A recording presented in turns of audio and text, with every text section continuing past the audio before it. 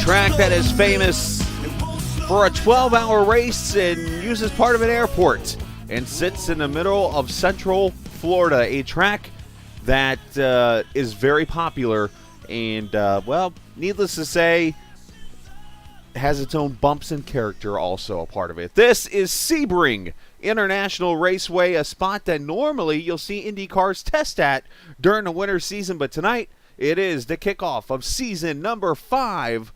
Season 4 here on Captain TV of great TI IndyCar racing as we welcome you in to the Apex Sage Coaching Grand Prix of Sebring. It's round 1 of the TI Racing IndyCar Series presented by LD Concepts. I'm the captain, Chris Scallon, for a 3rd season in a row. I welcome back the man who wrecked a roughly 75 miles of the race last night out of the 150 that they ran, but still ended up with a top 10 finish when it was all over with. That is Gary, trouble turn 2, Godso, and Gary joins us fresh off his 9th place run. I was trying to think of a name to put in there, but Gary, you come off that run last night, but tonight it's all about Sebring. It's all about a corner called Sunset Bend that has more bumps than an average Indiana highway, and some wild racing we're going to see tonight.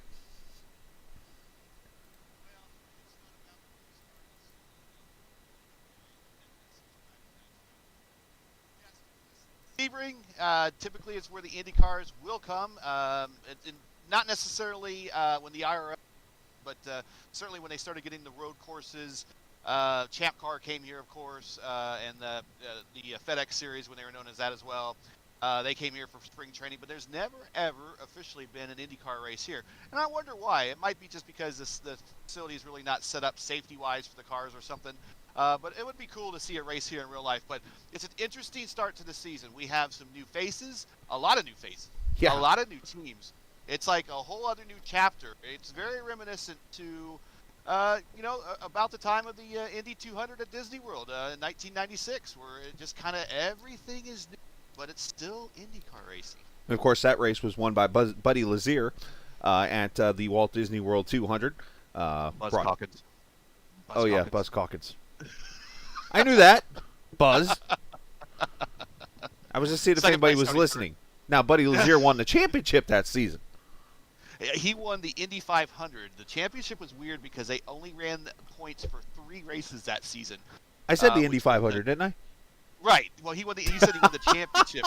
So the championship actually went to AJ Foyt's Scott Sharp and Buzz Calkins. They actually tied that year, and there was no tiebreaker. Nice. Well, either way, it was a fun race. I do remember watching that race, and as you mentioned, a lot of difference. We'll talk about the drivers coming up here. We got 3.5 minutes, so let's look over the schedule real quick for this season, and we got a interview we're going to do here. It's Sebring tonight. We go to Mid-Ohio next week.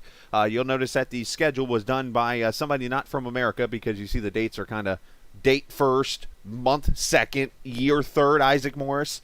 But either way, just know that we start here on the 6th of April at Sebring, and then next week it is Mid-Ohio.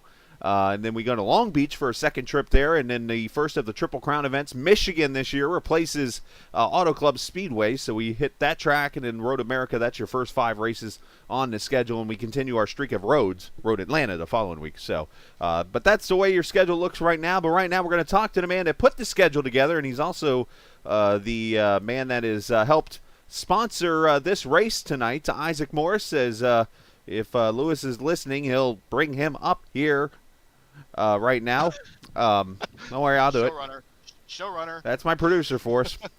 Anyways, Isaac Morris joins us. Isaac, let's talk about Apex Sage coaching. I know you're one that likes to teach people, especially those new in the IndyCar series. You've given me plenty of advice in the past. Talk about what Apex Sage coaching is. So Apex Sage coaching is a little business that I've started up over Christmas time, helping people with little to no experience in the Indy cars and other types of cars on iRacing. And I just basically gain clients, and we just go through whatever they want to learn. Like we can go through anything from setups to how to drive a track, how to understand the car. It's just like little basic stuff to help gain someone's knowledge while driving the Indy car and other cars in iRacing. Like there's a lot of cars on iRacing that are pretty difficult to drive, and people do struggle to understand how to drive a car, and basically I just help people out with the whole understanding bit. Where did the idea come? Oh, sorry. Oh no, that was about it. No, I was going to ask, where did the idea come from? So the idea actually came from, I'd be helping my teammates in certain cars, and I'd be like building setups for events and stuff, and it was actually Jim Herrick said to me, he said, dude, like you could do this and help people, get better by coaching them and, building setups. Because I did a bunch of stuff for him for an endurance event at Road America, and he said that the setup and everything that I said to him like really helped. And I was thinking, like if I just gave him a little bit of advice and it helped a lot, it just made me wonder what would like an hour or 2 hours worth of coaching do for someone who has little to no experience with setups and understanding the car. Well, that's awesome. Did Jim come back, knowing Jim, was his first words back to you, hey, can you coach me? Yes, they were actually. I know. We all know Jim too well. But if somebody would like to get a hold of you to have you as a coach, how can they do so? So I do have a Twitter handle at the moment. I'm working on a website just so we can like look a little bit more professional. But my Twitter is Apex Sage Coach, and you can follow me on Twitter. Drop me a DM. My DMs are open, and we can discuss whatever you want to do on iRacing, and we can even branch off to other games like ACC, R Factor 2.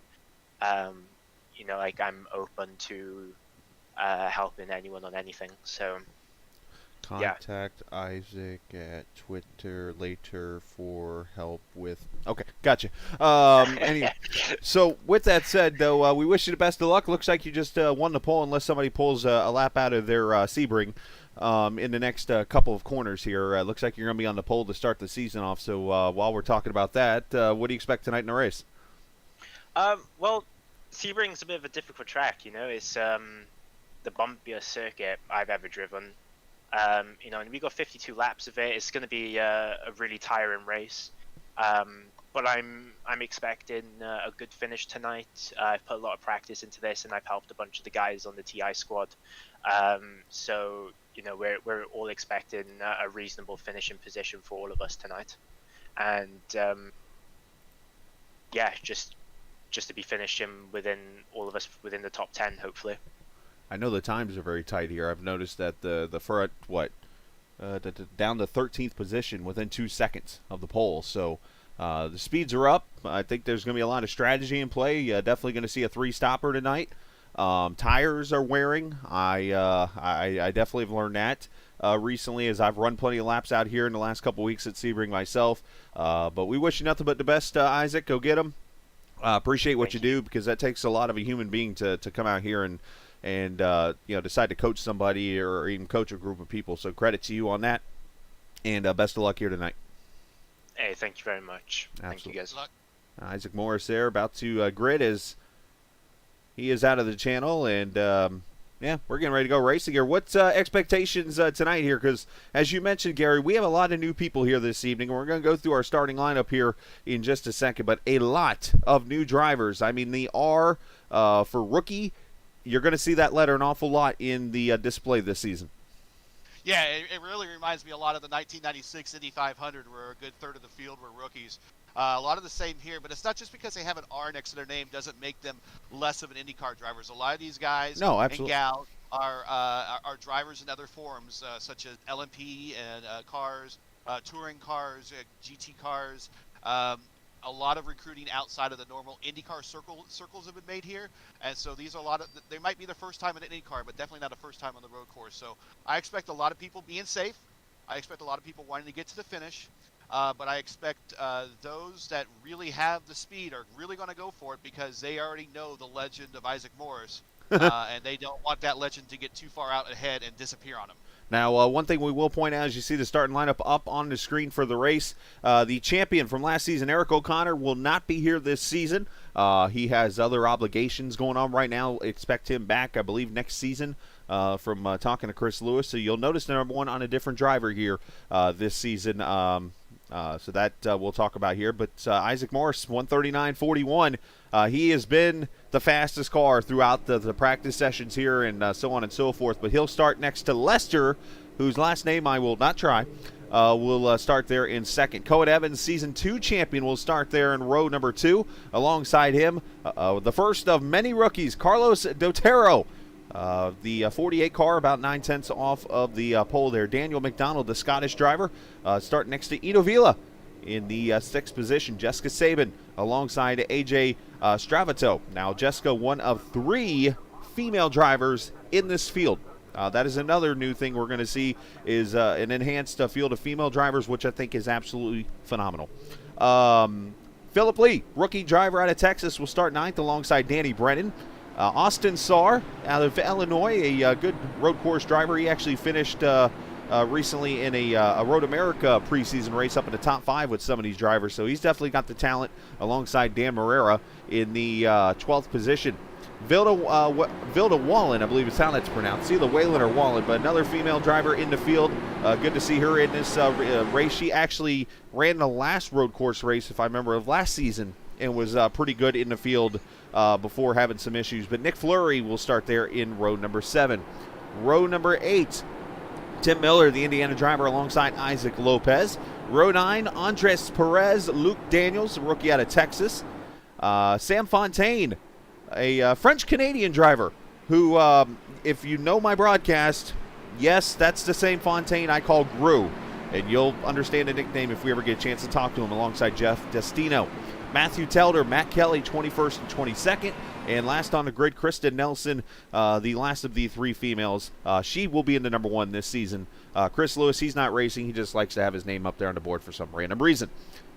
But there we go. As they come up to the casino corner of this course, let's talk about it a little bit here, this circuit. I don't know if you've ever run it, but it is bumpy as all get out. I'll throw the, actually I won't throw the map up there because it's actually giving me issues. I'm going to actually go to a black screen for a second here. But talk about this track here in a nutshell. What are we going to see tonight from Sebring?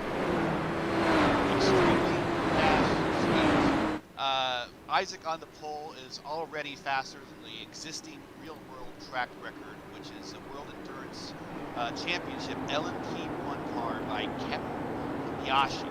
Ah, the Toyota Yep. TS050 hybrid set in the 2019 1,000 miles of Sebring. So he thought he was moving. We are a 2 seconds faster than that here, folks.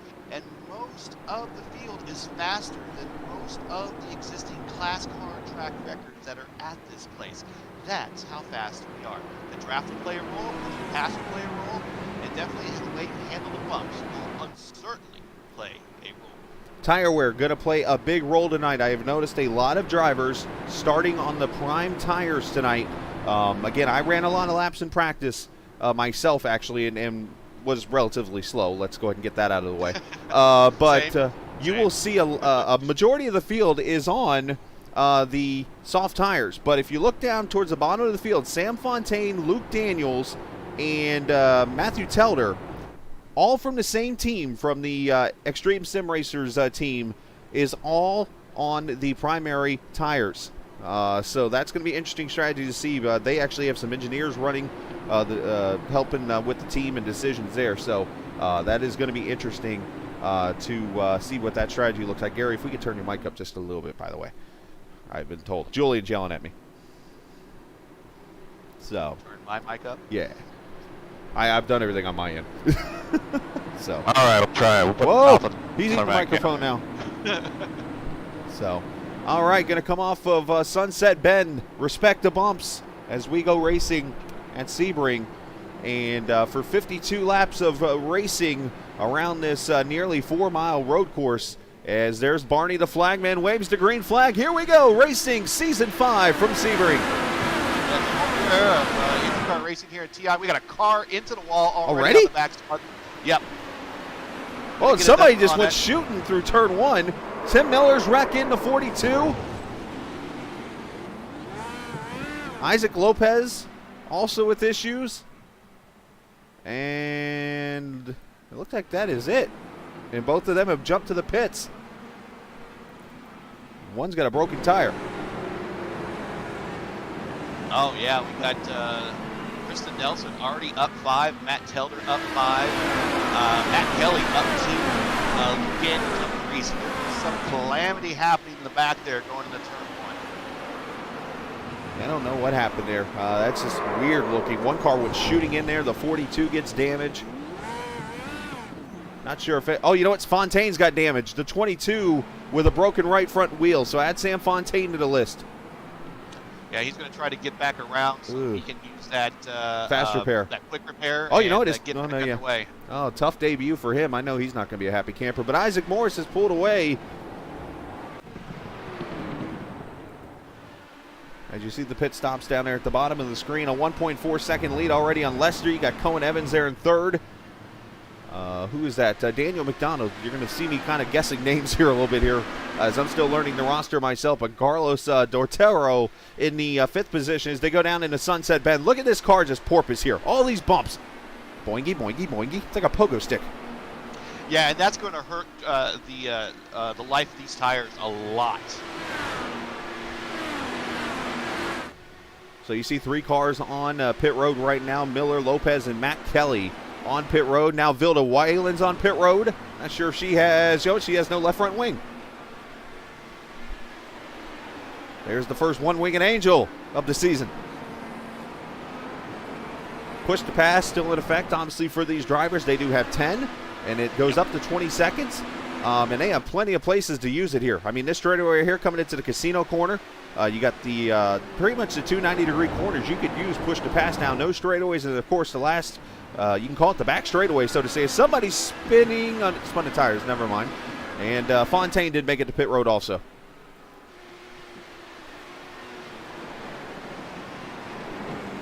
So, fuel-wise, the earliest you could probably go is lap 13 on a tank of fuel. If you run map 4, 5, somewhere in that range, you could get up to 16 to 17, even maybe 18 laps on a tank of fuel. The problem is the optional tires will not last that long. Nope. So we're probably going to see multiple stops just because of that. I think you're going to see a 3-stop strategy. The ideal strategy is you do 13 times 4. Do you know what that is? 13 times 4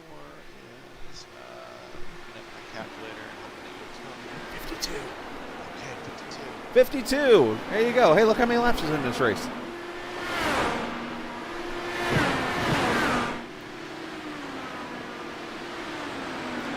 Another lap on the board, and Isaac with a 41.04, fastest lap so far in this race. He's got about a second on Lester, as I mentioned.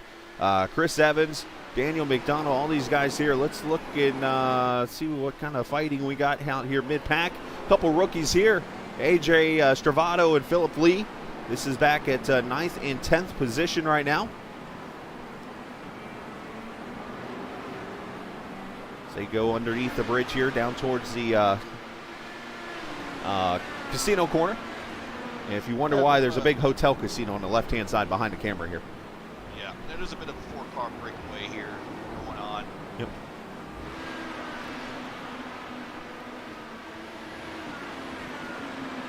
All these guys just kind of separating out. I think they're right now just kind of, I don't want to say minding their P's and Q's, but they're trying to get a feel, I think, for what they're going to see out here tonight and what they're going to see throughout the season. Because, again, a lot of these drivers have not been on track with each other other than in a practice session. So what better way, and I think this is not a bad track to kind of do that. It's a wide track, a fast track, and a track that's spread out, and you know, gives you plenty of room to kind of run on your own, I guess, so to say, to kind of gain the advantage and learn this big circuit. Yeah, it's a really big, wide circuit, and unfortunately, about the only place where it does narrow down is kind of right where everybody wadded up right there. Turn one, yeah. Yeah, and it kind of narrows down there on the exit of turn one when it kind of enters the, I guess, more traditional road course portion of the track versus the kind of the taxiways of the runways, so to speak, of the airport that are immediately next door. So it's a wide track in certain places, but unfortunately, we see them right now. Oh, somebody spun up there in the narrow. front straightaway. Who is that? Is the $1 million? Is it Austin Sarr? It is Austin. Austin went around and is going to fall back to the 16th position. I know he's not going to be happy about that. The young American driver in the 20 car falling back to the 16th position right now. Well, still a long race, and no, he's actually on the alternate tire. Matt Telder is actually on the prime. He's playing the long game here. So he's hoping that these guys, first of all, he can't let them get too far ahead of him down the road, but he's going to hope these guys pit sooner rather than later, and he can jump. The 10 car is stopped over at the airport section. Who's in the, it's Isaac Lopez. He's off in the grass and having all kinds of issues over here, I've noticed. That looks like a broken suspension, if you ask me. Or is he, yeah, because when you're turning left to try to get on the, oh, he's crabbing. Yeah, that's not good. Yeah, and what he's trying to do is avoid the 2.5 minute total that they give you to get back to the pits. He's trying to get back there. And then problems, here come the leaders. Yeah. Now, Austin actually is a part of that extreme team also. He's actually the one that started on the alternates compared to the other three who started on primes. And Isaac brings it off the final corner, 14. Oh, we got a race for second. Cohen, he's got the run up here on Lester. Going to bring Daniel McDonald with him. Yeah. Now in that blinding turn one here, and when I say blinding, that, whoa, what a move by Daniel there. He's going to have the entrance to turn 3 here. A very, very tricky corner right here. Wow. And there's a bump. Lester went from second to fourth on that one. Wow. Yeah, if you get on the, there's a bump right there in the middle of that corner. If you gun it too early, you will spin out. Now, one of the cool features, by the way, we should mention is if there's passes out there on the track or if anybody comes to pit road or something like that, a new feature we have is I can actually click an event and it will pop up on the screen. And we'll use Isaac here for an example. Isaac ended up crashing, for instance, and bam, I can pop that up on the screen. So if it's something that is towards the back and we got something going on a track like a battle, I could point that out and you'll still see it while we race on. So one of the cool features of this update that I was able to do, it was an unfortunate update, but it worked out. Hashtag blessing in disguise.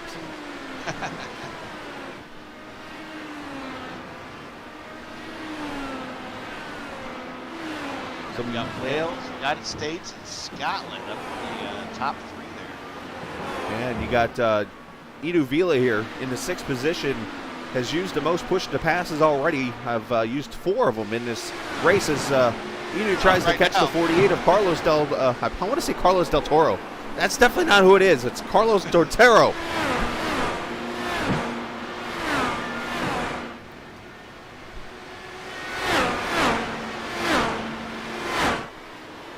But a great start to the race. Nice clean start. We've had a few incidents, but we're making it through as we're 6 laps in. One thing this league has done this season, and I'm not going to take any credit for it, but I did suggest it, and I think others did too, is I think one of the best races last season was Road America. And I say that because it was one of the races that actually had a longer distance in the race. It was one of the longer races of the season. And I felt like that brought the pit strategies into play, because that was the race where, like, do you do 2 stops, 3 stops to get to the finish? And it came down to the last couple laps of people if they were going to run out of fuel or not. And I suggested to them, I was like, make more races like this, because if you do, strategy comes into play, the way you race comes into play, and it brings in so many different things than just going hard for 14 laps, pitting, going hard for another 14 laps at 28, you're done. Yeah, real IndyCar racing is all about the marathon and not the sprint. And the way that some of the races formulated, and actually how the official races are with iRacing, they are very much a sprint. You're not on it every lap, every single lap, every single time, every second, millisecond, what have you. It's just not going to miss the lead, so to speak. So if you're more of a marathon type, which is me, you prefer a longer race, as more opportunities for you to make up time, as more opportunities in front of you to mess up. So that's a longer race. Just actually plays into other strategies. For the longest time, they said, "No, we're going to do races here." But they decided to go longer races this year. See how it pans out.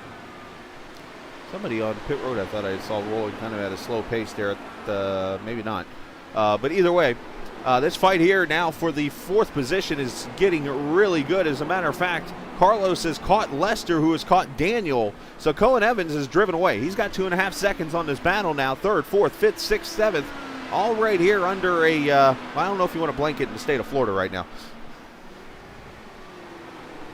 Under a sheet. Isaac Moore's purple 140.896. He said that a couple laps ago, so he is currently the lap. So you got McDonald here trying to hold off Lester. Let's see Lester trying to get that run here as we ride with the 51. Lee on pit road now.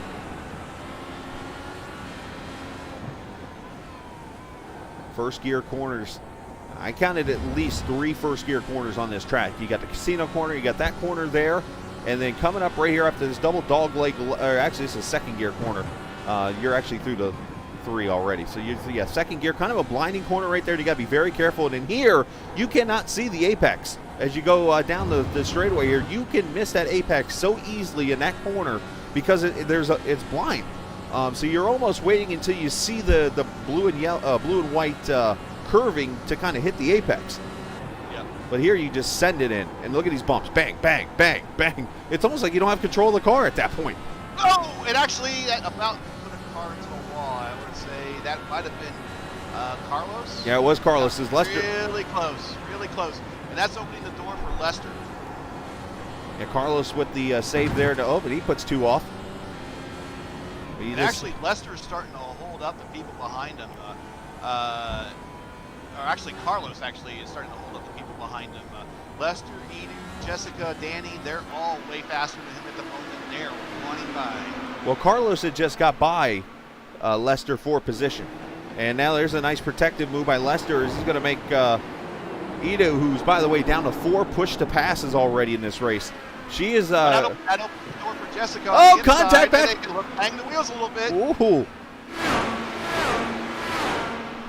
Saban, banging wheels. I like it. When have we ever seen a Saban in sports to be aggressive? Certainly on offense.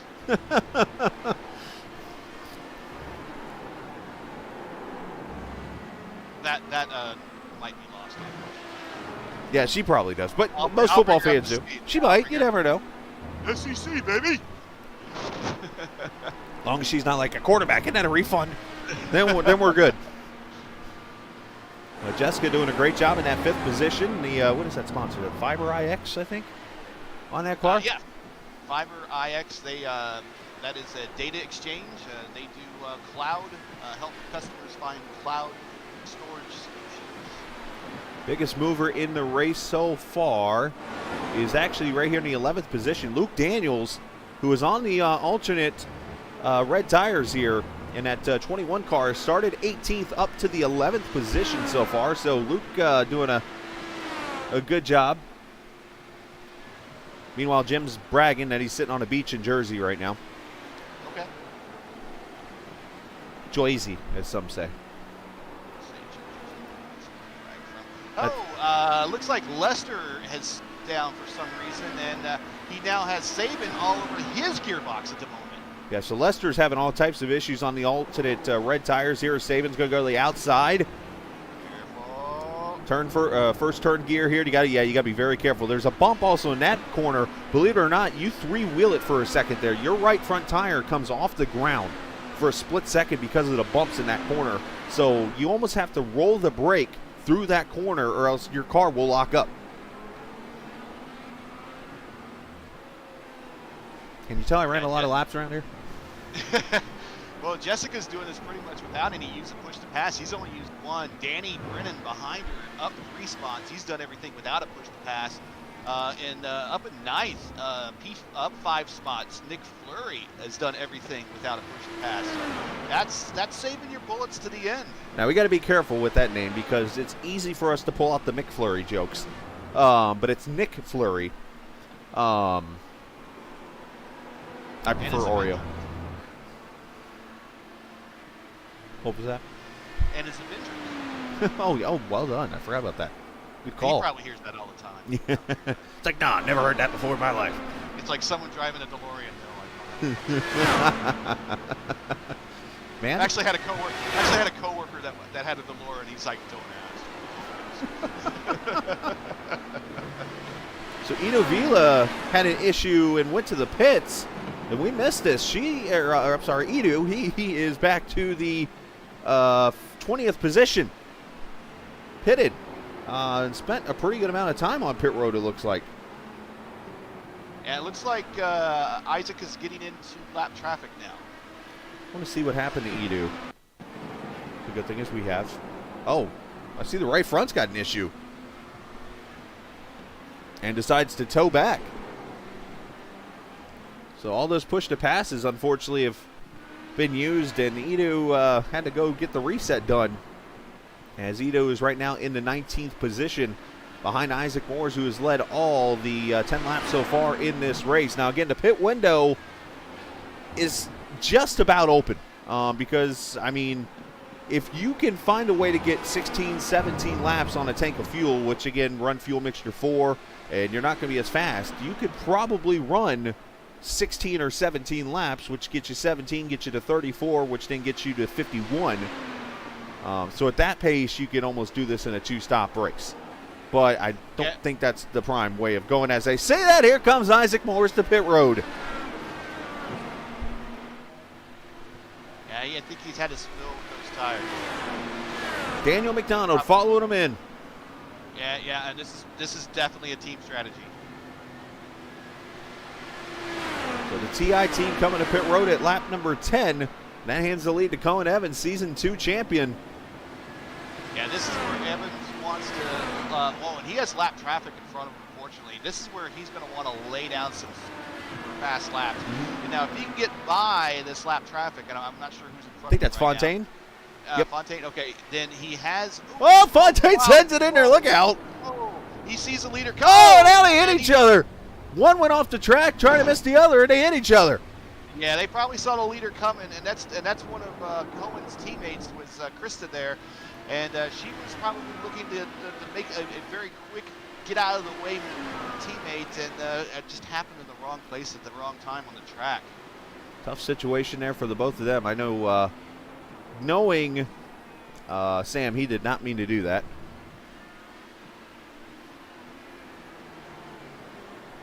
Yeah, that looks like a racing wheel. That didn't look anything.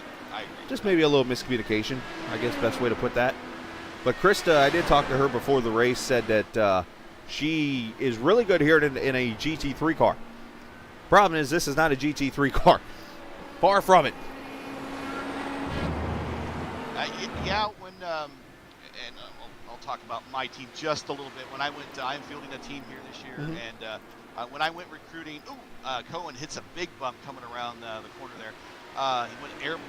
That would be cool to get a freeze frame shot of that one. Freeze frame. Might have all 4 wheels off of that one. But it looks like we got P2 coming in as well. Yep, Carlos Cohen coming in. Oh, okay, it was a lap traffic. Fontaine coming in, sorry. Well, he's got left front damage. When I did some recruiting, I was looking for LMP1 and LMP2 drivers because that's about as close as you can get to an Indy car without going to Formula One style. Fair enough. Okay. But the difference, though, I believe LMP1, you do have traction control, where these cars you don't. Right. Danny Brennan on pit road here in the 25 car. But yes, we will go ahead and put it out there. I said I wouldn't because I'm not about that, but I'm going to say it. Both Gary and I have teams in the field this season. So you'll hear, that's probably where you're going to hear me talk about how I know this track a lot more now, is because I've been out there running with them and stuff like that. But needless to say, a lot of great teams out here this season. A lot of different teams this season, and that's going to make this battle really, really tough. We got the usual suspects out here. Of course, the TI Racing team. We got the LMC Gear guys back. Of course, our 2 teams are here. There's some other teams also that unfortunately slipped my mind here, and grab those notes real quickly. But it's a very competitive field this year we're going to see. So it's not going to be, I don't think it's going to be that dominant thing where you see one team run away with this. I think you're going to see so many teams. You got the, was it Kamagoye? Is that how it's pronounced that you did? That is, yep, which is a knee strike by a wrestler in Japan, apparently. Yes. You got the Addict Racing, which, interesting name. You have Sutter Esports, which, well, it doesn't have any drivers right now. GTSRL Indy is in the field. We got Peak Performance. We got Mimsy Motorsports, who ironically has the same owner as TI Racing. Odd. Yeah. Odd. Mimsy is actually named after the owner's so that's we got it. how, Oh my. That's how I on the truck series, when I said I was racing Black Cat, like, that's a weird one. I was supposed to be driving for Mimsy, and I said, well, I have a Black Cat. Why don't we just name it Black Cat Racing? And he's like, next thing I know is he named it Black Cat Racing. So, but as far as I'm concerned, when you have a Black Cat, you own a Black Cat. All the myths about a Black Cat, all the bad fortune is supposed to be reversed, and you're supposed to get good fortune because you have ownership over a Black Cat. Well, let's see. Yesterday's truck race, the first race for Black Cat Racing, how'd that go? Well, that was a win and an 8th place. That was after, I think, there was a caution between every word of mine. But, yeah, you're right. A lot of the teams this year, again, very reminiscent of 96 when the Indy Racing League came out. You know, my team, I guess, was kind of the team in art because I had just now I'm in the series this year. We had the regular teams like Walker Racing and Gallus Racing, which are, you know, TI Racing and LNC Gear type team. And then you have a bunch of other teams like, you know, Treadway and Cunningham and some of those other teams that just kind of popped up in the league that ended up thriving and doing well for a couple of years. Team Cheever, another one. So, and here come all the leaders. So it's going to be a really cool team, a really cool opportunity that otherwise probably wouldn't have had them. So, as you mentioned, some of the leaders coming to pit road.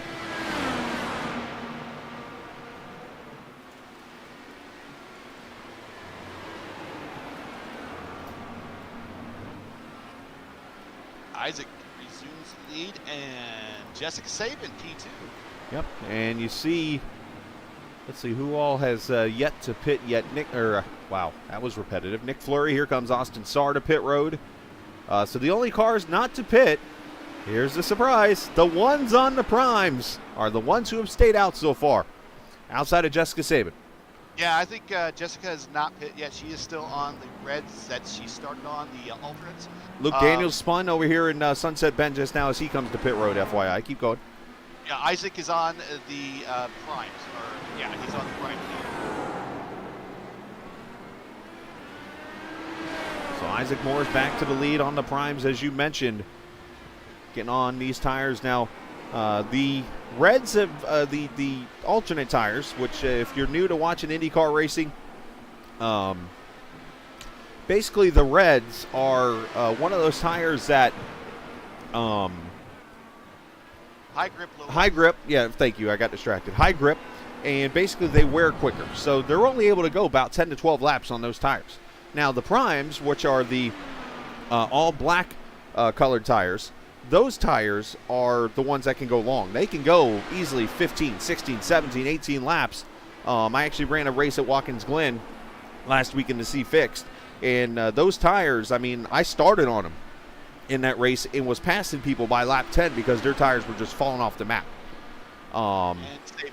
Yep, Saban on pit road. So that leaves everybody on the prime tires right now, the only ones yet to pit. So you're looking at Matthew Telder, who's back in 12th right now. And I think that's it. Yeah, just Telder's the only one left to pit in the 12th position right now. Telder is the only one. He is up 9 right now. And, yeah, so Morris, Evans, McDonald now, Dortero, and Lester, your top 5 in this race. Push to pass wise, everybody looking solid now. Ito's still at 4. I'm trying to think, who was the driver in Indianapolis last season that was down like within the first quarter of the race to like 3? Was it, what's his name there? Ed Carpenter Racing. Jones? No. 21 car, the rookie, the kid. A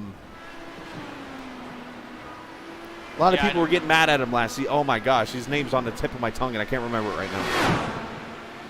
Oops. Yeah, look that up for me if you could. His name's like short for like his real name. It's like a very long name. Oh, yeah. So we got a battle shaping up here. This is 6th, 7th, 8th.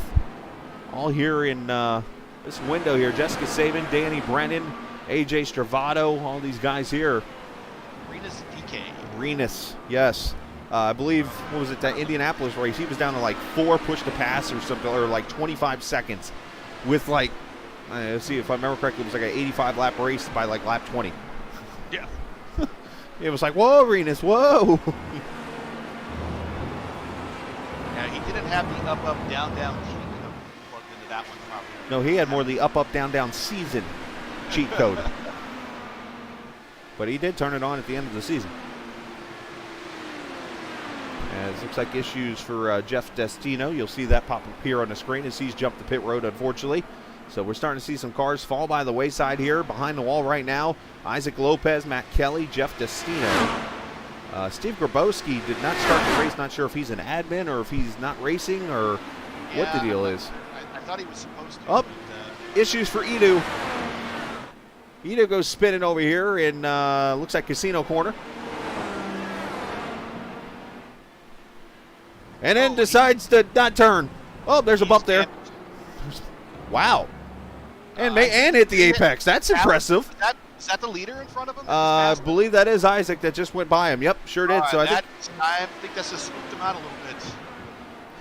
Oh, and Matthew Telder's gone off over here in the S section before the final straightaway. Looks like left rear damage on that car.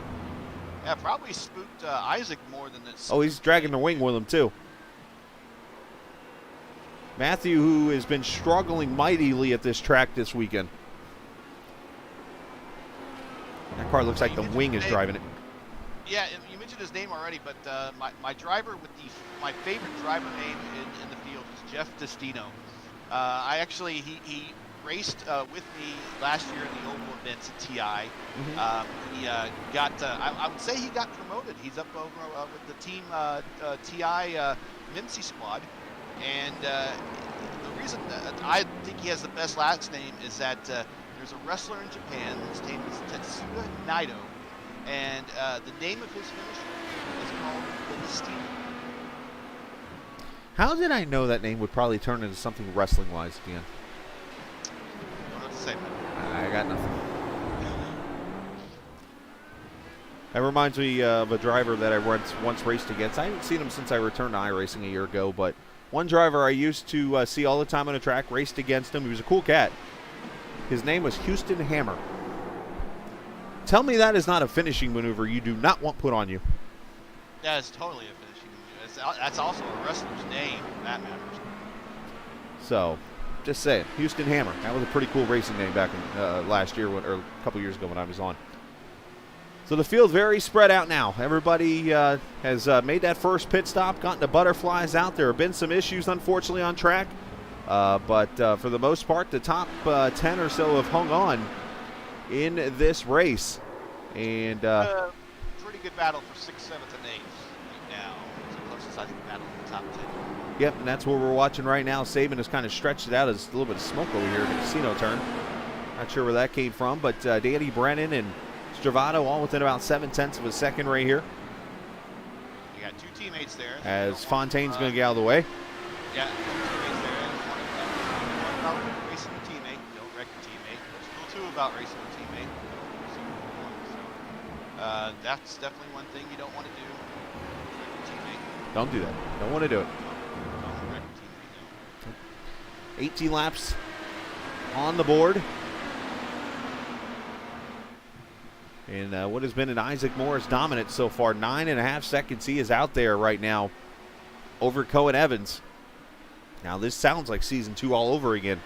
How many races do I remember that season? And Isaac Morris was leading and Cohen Evans was running second. A ton. Quite a few there. Yeah, we're into the point of the race where, okay, they got one stint under their belts. They just, now they know the marathon is on. This is, hit your marks. Don't do anything too overly crazy. Settle in for the long haul here, and attrition's going to happen. And Yep. it's, like I said, the easiest place to pass someone is when they're either off into the kitty litter or they're stuck on pit road fixing damage. Which here at Sebring, there really isn't a kitty litter. Let's just go and be honest. Not a lot of it. Not at all. Airport tarmac. Yes, the Stravato's getting closer here on Brennan. This battle now is starting to get real tight on each other here. Both of them still with all 10 push to pass as they trying to catch the lap car. Fontaine there, Gru as we like to call him. If you ever saw the Minions movies or any of the movies with Steve Carell who plays Gru, if we ever get a chance or if you've not heard an interview with Fontaine yet, he sounds, and it was the first time I heard him, I'm like, oh, this guy's Gru, no problem. But a French-Canadian driver, super nice cat, a nice guy, and loves driving race cars. He'll race a short track, he'll race a stock car, he'll race a road course, he'll do whatever. Doesn't care, likes to have a good time.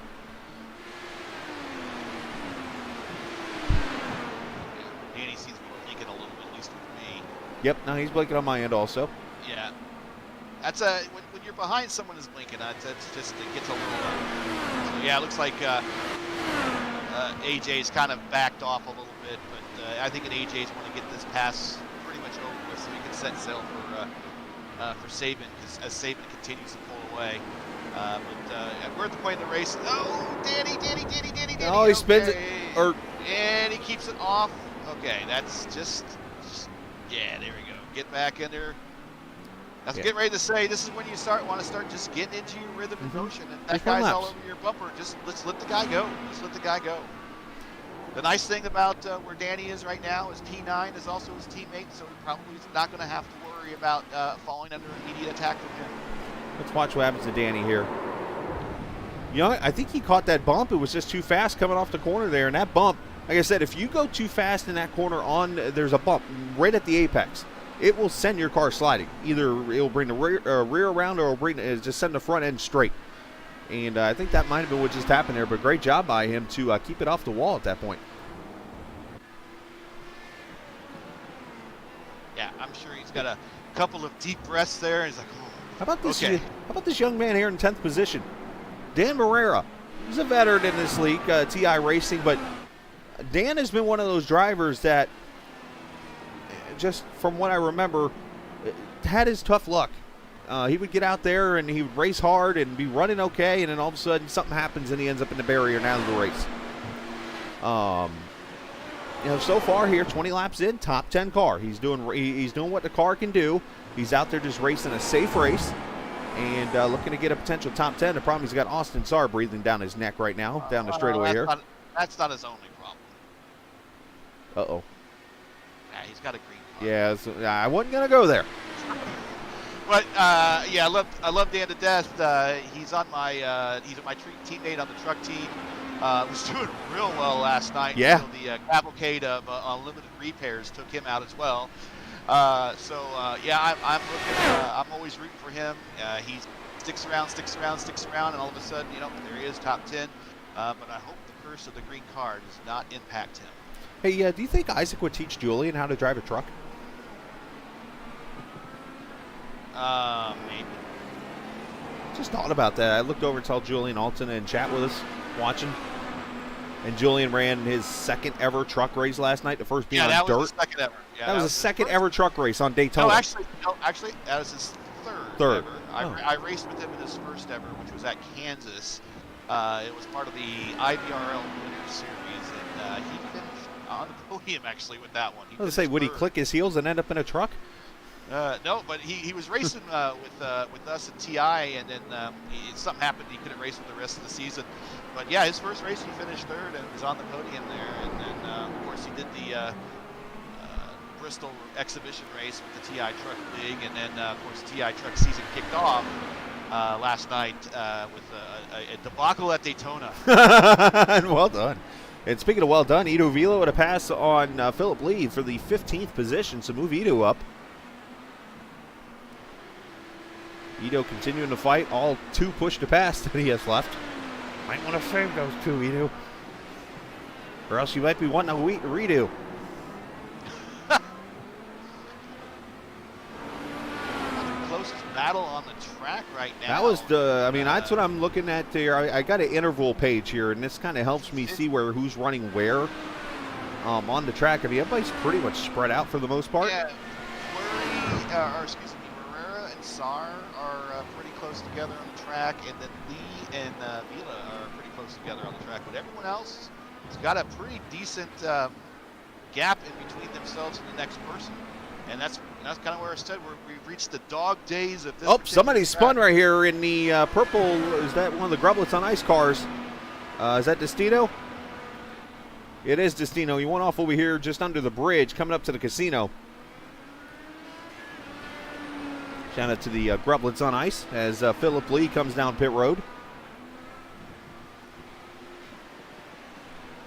And also, I want to take a moment, send a shout out to Jim Herrick.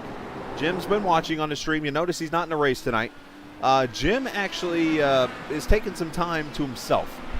And is focusing on what he has to do work-wise. He's got his team still out here. But Jim has been almost my right-hand man when it comes to getting everything ready for the broadcast and everything. He would have everything set up for me. He'd have logos, all these different things. So all I had to do is click, click, click, click, bam, I was done and ready to go. So I want to send him a shout-out, obviously, and I hope all is well, especially with his wife, who had some major surgery about a month or two ago now. And just shout out to that whole family and stuff. And Jim, obviously, take care of what you got to do and then get your butt back here on the track. For two reasons. One, he's a great racer, but two, he doubles my volume when it comes to viewers. Easily. So, but, yeah. Let's see, what else we got going on? Hey, let's look at the battle. Austin Sarr and Dan Morera. This is the closest. You mentioned about 3/4 of a second between these two. Austin had that little bit of spin earlier when he was running up near the, I think the bottom half of the top 10. Fell back to about 16th, and now up here in the 11th position at number 20.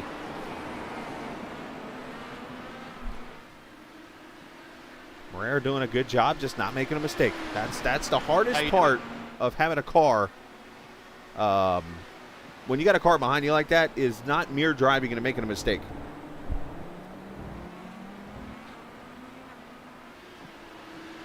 I see Andres Perez having a spin. No, the 5 car looks like it's okay. Thought he had a spin or something. We'll go back to this battle.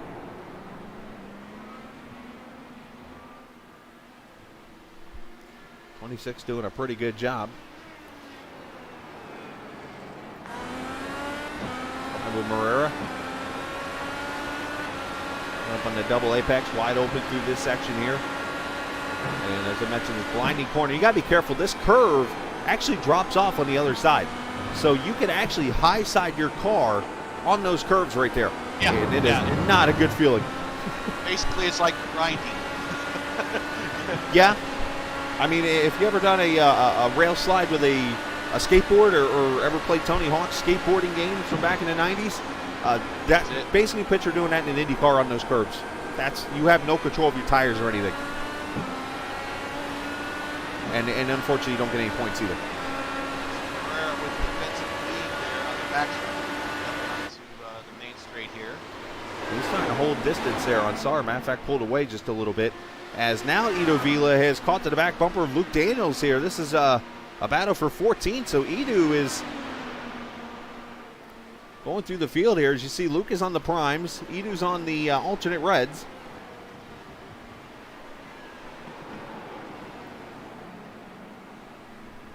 Shout out to an interesting viewer name here tonight, Saucy Pulse.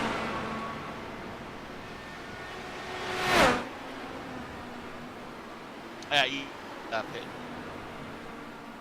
Yep, Edo to pit road. Yep, you mentioned that. Edo going to be on pit road here now. The next time these guys should be any minute, because now we're in that window where those who pitted lap 10 to 12, somewhere in that range, should be coming to pit road, especially. But I think you're going to see the guys on the primes are going to go longer here. Well, it's curious. Yeah, it's curious because Isaac went right at about 10 laps. And now he's on lap 14 of this run. Yep. Cohen Evans pitted at lap 12, McDonald at 10, Lester at 13, and Carlos at 13. And the only two on the primes right now are Isaac Morris and Daniel McDonald. As Austin Sars had some issues. His car is not turning straight. Uh-oh. That left front is not good. What happened there? Not sure what happened to Austin. Let's see if we can find it in my replay here. Yeah, just pulling off this side. Austin, oh wow. Back end snaps around. That is over in the casino section of the track, I believe. Right next to the airport. There's a sign. And he just lost the back end. That thing snapped on him. So Austin struggling. Yeah, he's got a long way to go still. Actually, he's coming up the pit road now, but he's had a long way to go nursing that damage. It just snapped the back end around. Wow. As Isaac on pit road again. Back to pit road goes Isaac. You're going to be about time. Yep. So Cohen Evans will take the lead. McDonald back on pit road, lap 25. So right about the halfway point in this race. Isaac's still sitting with the purple lap at 140.896. And Isaac out 9.7 seconds as his teammate Daniel McDonald blinking his way to pit road. Yeah, I think Sar just went to the his backup car, we'll call it. Isaac's still on the primes. McDonald kind of stuck back there behind the pace car, wasn't able to see it, but a 10-second stop actually, 10.2, so kind of slower. Oh, Lester off track. Lester off track. He is saved it. Almost. He saved it, but he was almost into the tires. So that's going to probably watch out. Carlos by. Got to be careful. He's right on that grass again here. You don't want to goose it and then all of a sudden the thing snaps on you. But Lester goes off. That's going to... Oh, and Carlos around at the casino turn. Dortoro goes around. So the casino issue... and he's beached. He's beached. Nope, he's okay. He got out of it. Oh, okay. He's going. But you know what?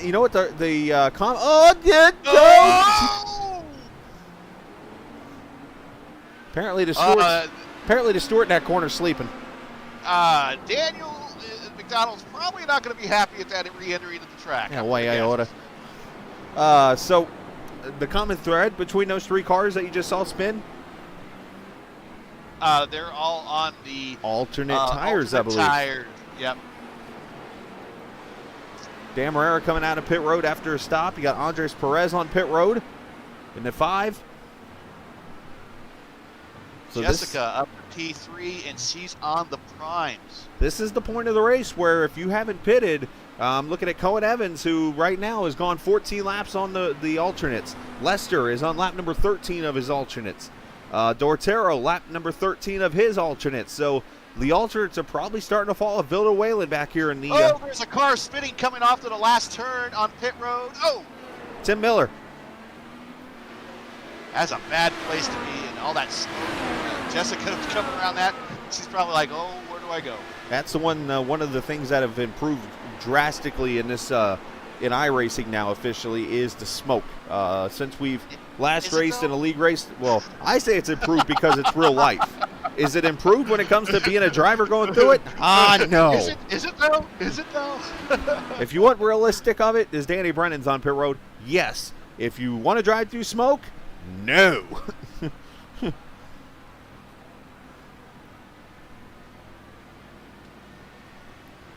Kind of like, I know it's kind of a sore subject, no pun intended, but it's like the COVID shot. Do we want to take a needle? No. But will it improve things?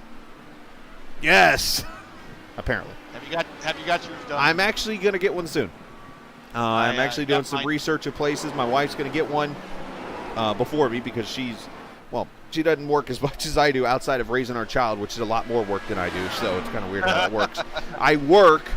She's at home, but she takes care of our child, so she outworks me. As Cohen Evans is on pit road. What's up?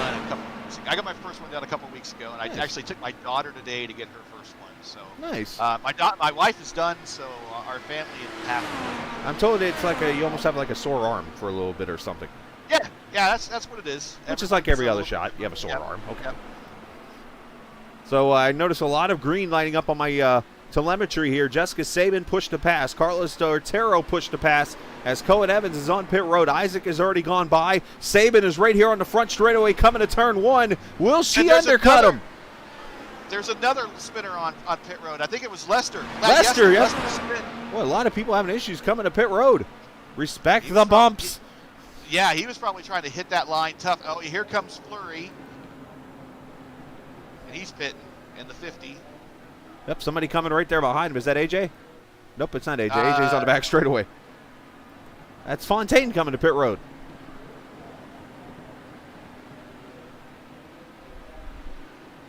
So Sabin's still yet to pit. So I said the undercut. Yep. Sabin hadn't even pitted yet. No. And she's right around a lot of lap traffic at the moment. So it's one of those things that do I go or should I stay or should I go? Should I go? Yeah, there you go.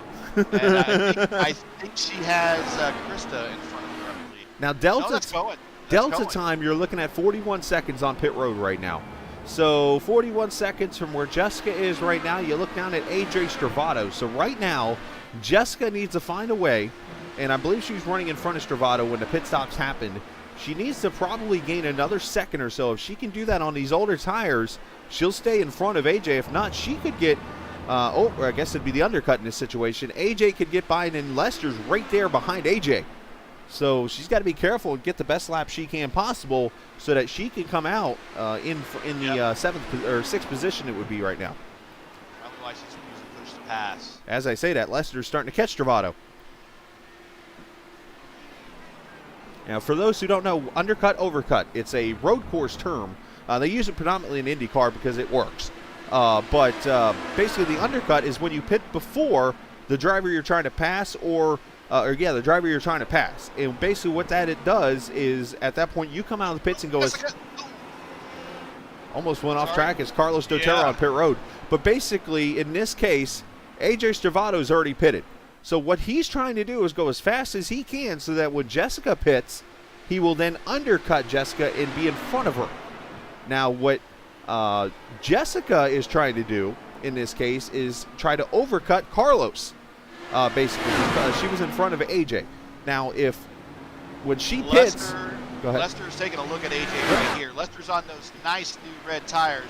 AJ's on the primes. Oh, he gets a little squirrely. And you see they both got in front of Carlos here.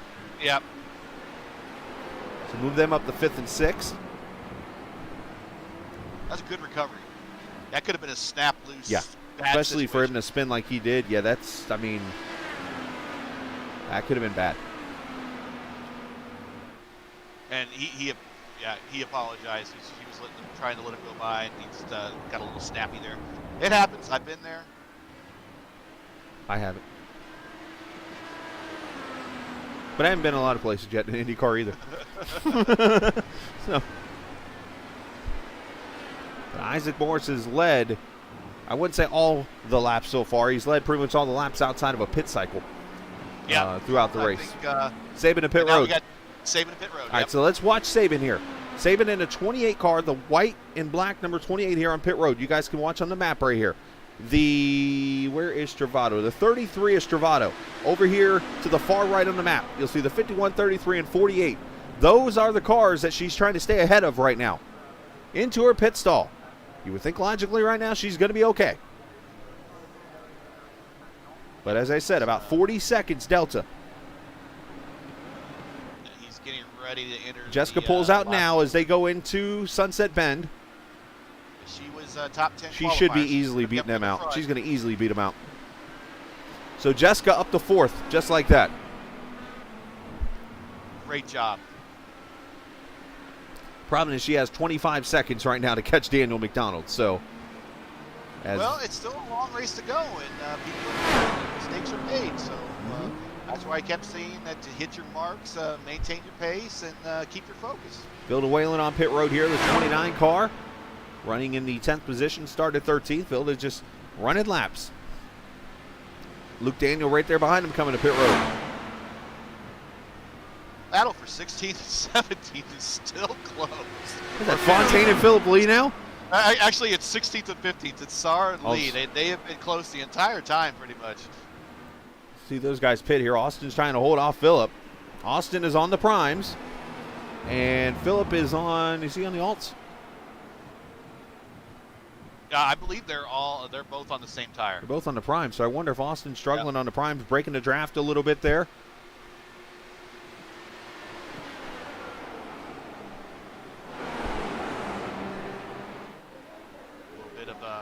Not quite the fruit fade, but a little bit. So I was in an IndyCar race called BARC, BARC, last week. It was at Indianapolis, and I was in a battle for the lead towards the end, and the leader decided that he was going to guard the inside going into turn 3, the guy in P2 tried to go for that spot. And he ends up taking the guy in P2 out. And then you hear on the radio, he goes, that's all on you, boss. I didn't move. It was a total Pruitt fade. I mean, it was a textbook Pruitt fade. You might not have moved your wheel one bit, buddy, but you totally moved. And I was just like, oh, come on. Oh, Nick Fleury off over here by the pit road entrance. He spins over in Sunset Bend. I think we're going to equate the Sunset Bend tonight like Darlington Stripes. That's okay, Nick. Get her back. Get her back. He's got a flurry of time to get to the front. He's okay. Sorry. I'll go to my room now. Do I feel that Gary is doing a double face palm to me right now?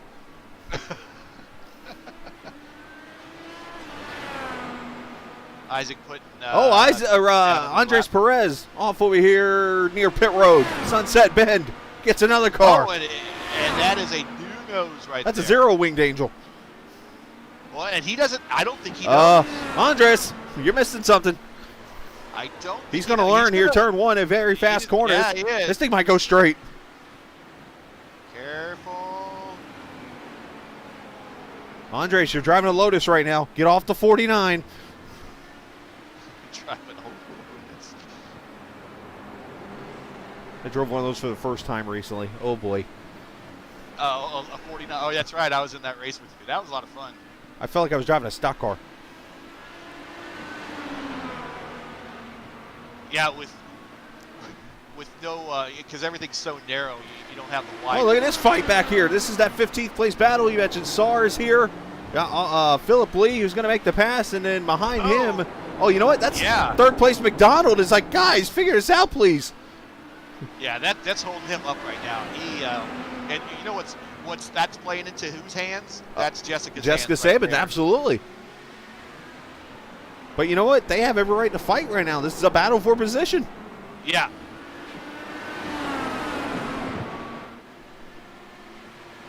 Yeah, he is stuck there, and I tell you what, I mean, he needs to just be patient. Yeah, here he's going to make a move. He's going to get around. I think Lee lets him go by here. Let's see if Star does the same thing down the straightaway here, because that's where they're heading towards. A little S section here into the blinding final corner. And you'll notice the car is going off the track right there at the to set up that corner. They're not going off track there. It's not an off track on iRacing in that spot. What was that? Conveniently. Yeah, it's very. Give an inch and take a mile. You're right. Another place, the number of other tracks that can allow that they don't. Spawn. And he makes it around the back. Coda. Coda, yeah. Turn 1. That's I had a couple wides there last week. That's the most abused gone wide. What do you mean? What do you mean? Lucky that Watkins Glen isn't repaved like it is in real life. Coming through the carousel there where there's asphalt now instead of grass. Yeah. Go watch a stock car race there now. They're swerving out to the Armco almost. We got a bit of battle for 5th here, or 6th. Dortero Yeah, and Stravado. Oh, lap car. Perez there coming off pit road. That almost got dangerous. Yeah, and he's got a new nose, so that's what he's coming off pit road for. And that was a teammate kind of getting in the way of another teammate and costing him a position, I think. That's not nice. That is not good teamwork there. You would think they would have communicated in Discord or something. Oh, he drives it in there deep. I was wondering if Carlos was going to make the corner for a second there. So next week, Mid-Ohio Sports Car Course for race number 2 of the season. Well, that was an interesting race last year. Ooh. That was, we'll just call it the beginning of some changes. Yeah, something to say that was the kind of the beginning of the start of the championship rivalries. It ended some and it ignited others. Yeah, we'll call it that. Yeah. That might be the race that you see on YouTube in about 20 years. It says it'll be the YouTube 30 for 30. What really caused the split? Meanwhile, there's a gray-bearded Chris Lewis. Well, there is a gray-bearded Chris Evans. Yeah, that too now. As you see, Dortero makes the move here on Stravado, going to take the 6th spot away. Meanwhile, Carlos down the 2 push to pass now, so he and Edu actually is completely out. 86, the push to pass is on Edu.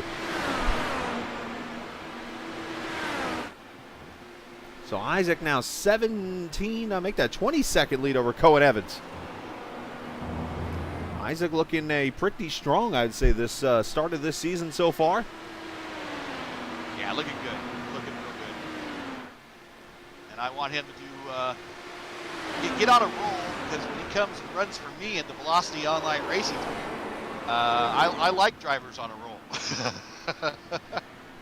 So when will you be hiring somebody named Butter?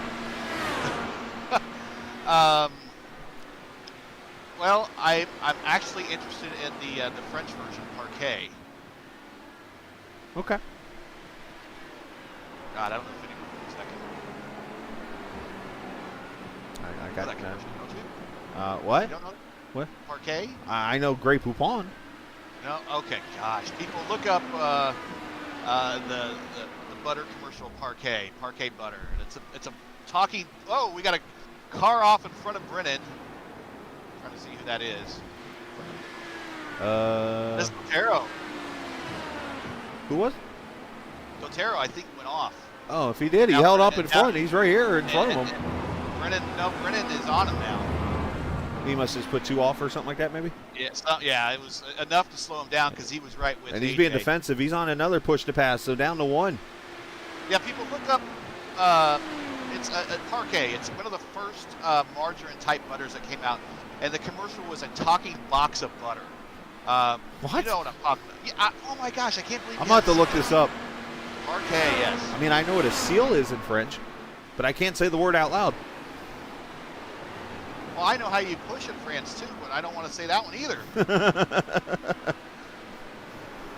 Just think of a word that starts with the letter F, and that's actually how you say seal, spelled with PH. I'm dead serious. Go look it up right now, Gary. Don't say it, but go look it up. There's a Family Guy episode actually that covers it. Oh, of course. Isaac's sending it through turn one. That going through turn one is almost the equivalent of a street course, like corner. Because you got a barrier to your inside, and you can't see the other side of it. You're just sending it through there, and then it narrows up.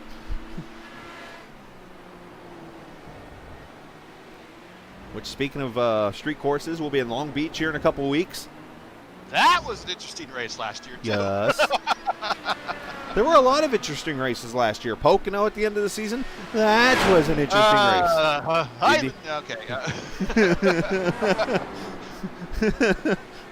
Season 4 will be one to remember in the history books. Let's just put it like that. I think the only two people that did not argue or anything last season were you and me. I had a pretty good finish despite everything at Pocono. I had teammates try to take me out of that one. It happens. Yeah. It's all. Yes, it's all. You know what? It's all part of a sim. We're all having fun, and we're back here, season 4 on Captain TV. So we're actually going to mark the 1 year of us joining on this coming season. It was a year ago this time. It was a year ago this time where some IndyCar encyclopedia just destroyed my chat in one race, and it was like, this guy needs a mic.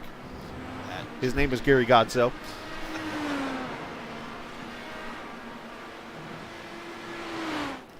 If you don't believe me, go back and watch the Mid-Ohio race, Mid-Ohio race, season 2, and just go watch chat.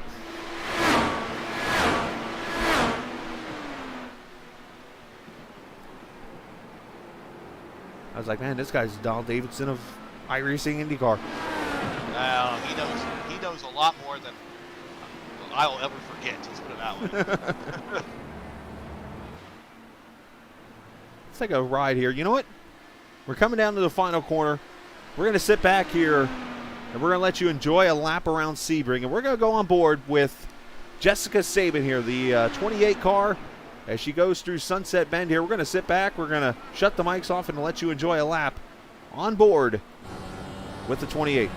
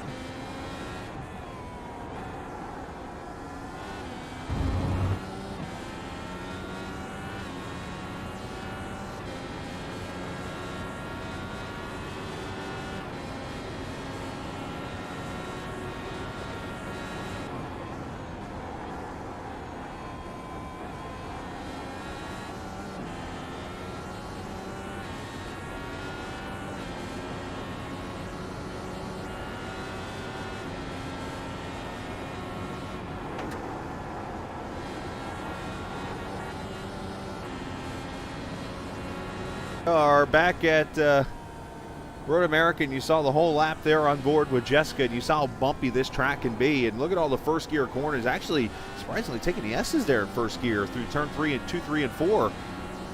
It's kind of surprising me, but you know what? She knows what she's doing. She's out there doing a great job. She's about 19 seconds back of McDonald, so she's held her own against him and running pretty well here.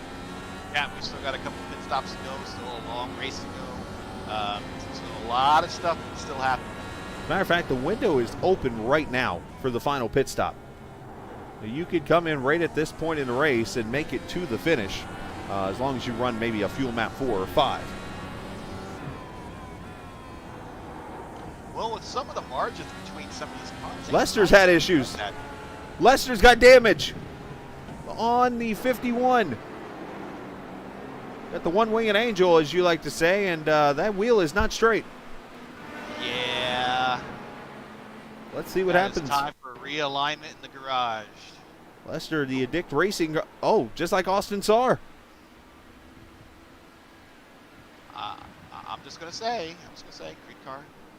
Well, I'm going to not blame the green car. I'm just going to say older alternate tires is where I'm going.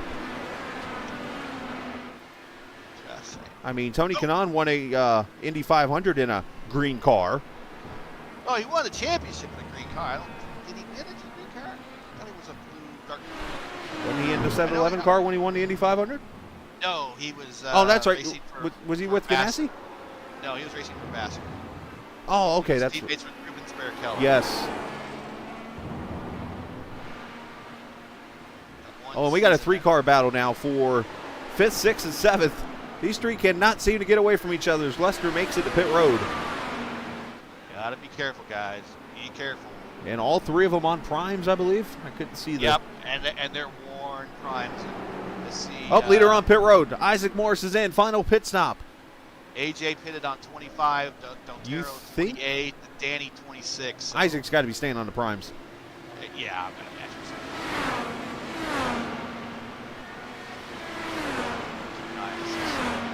so. Go ahead. Yeah. Isaac here gonna 4 tires and ran. Somebody pulls out of his pit stall, I think. Oh, he's going to the alternates. Okay, so he's So gonna Isaac's down gonna some go big 4th. laps. Yeah. Wow. Yeah. You mean the Isaac Morris lap? It's funny. He's I already purple as it is. I mean, he's just going to try to improve that number. I was talking to one of the leagues I help admin and help co-find. We run on Saturday nights, and it's one you see on Captain TV. And I was telling the guys off the air, I was like, we have a guy in that league who's really talented and really fast. And I said, there's a guy in the IndyCar league I broadcast for that does this kind of stuff. And they're like, what do you mean? I'm like, he'll go out there and run a lap that'll have you scratching your head for the rest of the night. And that's about right now is when Isaac Morris will run this lap that we're going to sit back and be like, how did he do that? Like a 38.5 or something will come out. No! What? AJ into the wall. He takes out the Taro. McDonald gets by. Brennan gets by. Oh, no. And they both tow. Oh, tough break here. Let's see what happened. And it's a bump. It is absolutely a bump that happened there. Did Jessica have issues too? Because I'm seeing her down here on the list. Let's go look at this one. Look at this first. They go down the straightaway here. Coming down to Sunset Bend. And these bumps, there's a reason why the 12 Hours of Sebring had the hashtag respect the bumps. Jessica's in P3. Oh, the car got loose down at the bottom. You know what? And that's another thing I'm noticing. It's the bottom part of the corner that's causing the crash. It's not the top part. Usually it's the middle to top. You'll hit a bump and it spins you around. They're getting down on that apex. Let's ride on board. You'll see. It seems to be right down on the line. Yeah, they are coming really, really low. If you watch LMP 1 and 2 cars, They don't run the bottom. They are much higher. Yeah, they run about the middle. Up here where Carlos is, pretty much. Because, yeah, look at Carlos. Middle lane. Look, oh, he hit the inside wall. That's what he did. Let's go one more time on board with Stravato, right? I believe he was the one that... And when did Sebring get the P3? I missed that one as well. McDonald must have had issues. Oh, McDonald Yeah, pitted. oh. McDonald pitted with Okay. Isaac. Watch. All right, I want to see, Brennan. did Stravato hit the wall here? Time by. Oh! Yeah. Down into the corner. Apex is it. Oh, no, he lost the back end. Tail whipped it. Little tank slapper. And then let's see Jessica real quickly. Says here she did something. Let's see, going down to turn 1 here.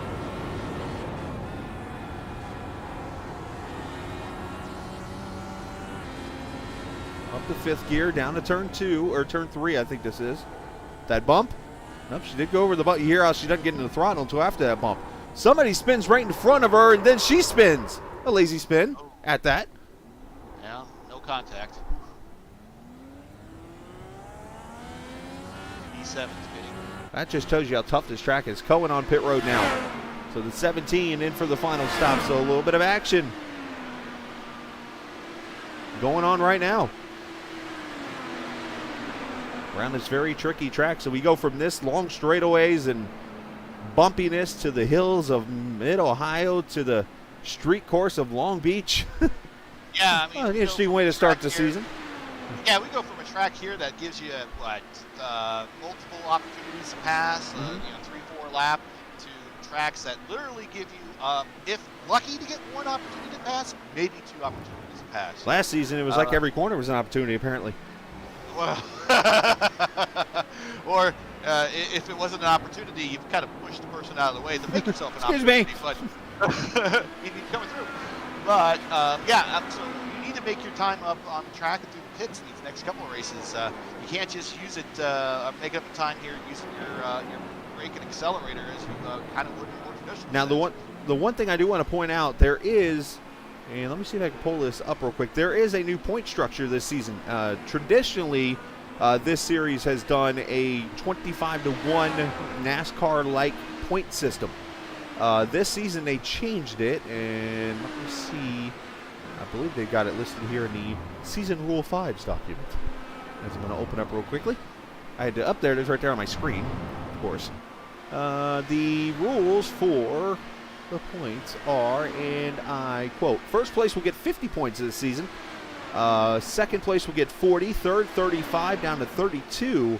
And then after you get to 4th place, it goes down by 30 all the way down to 10th. And then it goes down by 1 all the way down to the 25th place car. And further down after that gets 5 points. If you get a pole award, Isaac got a bonus point. If you lead a lap, Isaac gets a bonus point. If you lead the most laps, insert Isaac here, 2 bonus points. He's got 4 bonus points plus is working on a 50. So you can max out tonight at 54 points instead of the 25 when it's all over with. So, yeah. Yeah. A little different. Now that's definitely going to be one of the bigger changes on the season. There's penalties also throughout the season here. So, they're definitely tightening down the rules of the series after some incidents last season, so on and so forth. From let's see, we got rules now from maintaining consistent pit lane speed. Blocking is going to be looked at a lot more, and that kind of thing. So, just a lot of different things that people got to be careful about. Of course, the tire rules in play. So on and so forth. So, I want to give a shout out here. Can we go back to P6? Take a look at Nola. She is buried quietly up to P6. She is up +7. She was buried in the mid-pack back as she comes to pit road. Yep. That's probably why she was up there. But a excellent comeback in my opinion, despite getting a lot of that through cycle. She was very Isaac goes purple with a 40.47, so he was off by a second and a half. He could go faster. But a 40.47 and laid down. He's only got a half a minute of a lead. Yeah, and I'm sure he's lining up for another one right now before those tires are gone. Well, that's the problem, though. Lighting up these kind of laps, and all of a sudden you got to drive the last 7 or 8 laps on worn-out alternates. That might not be such a good idea when you think about it, but he probably does. He's on push to pass, go figure. Well, I mean, you mentioned it earlier. He's a bit of a special driver, and you've seen him in other leagues. Saban on pit road. Where they just kind of hop in the car, and all of a sudden they're fast at the get-go. There's a driver that's in the Velocity Online Racing one league, and we were interviewing him on his podium, and he's like, this is the first time I've jumped in the car racing this track. So like, oh my God, shut up, you know. So they exist out there, and they are definitely people, and Isaac is one of those folks. I want to put Isaac in a cup car at Martinsville and see if he can do it. Well, he almost won a truck race in a truck at Martinsville, so he was beat by Justin Miller, who is in this race. Isaac is wearing push to pass out right now. Yeah, he wants that. Let's throw laps at it. What do we think? I'm going 39.7. I don't know where Justin Miller went. Let's see what Isaac can do. A 39.7 is my prediction. Back on push to pass. This time by Nope. 40.02. Yep, He's slacking a little bit. Yeah. Hey, lightning striking twice here as we get the battle between Danny and Carlos. Back at it again for fifth as Saban runs in fourth right now. Jessica about 27 seconds or so behind Daniel McDonald.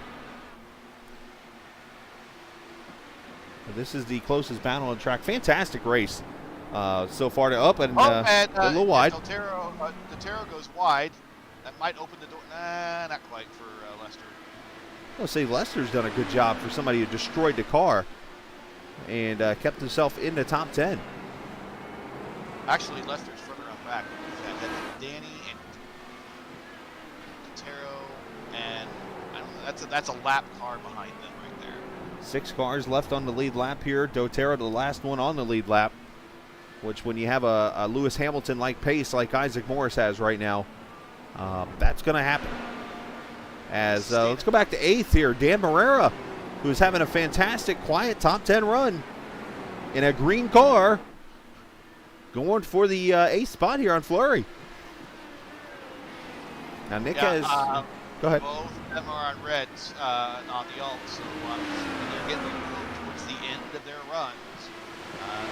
Kind of hanging on.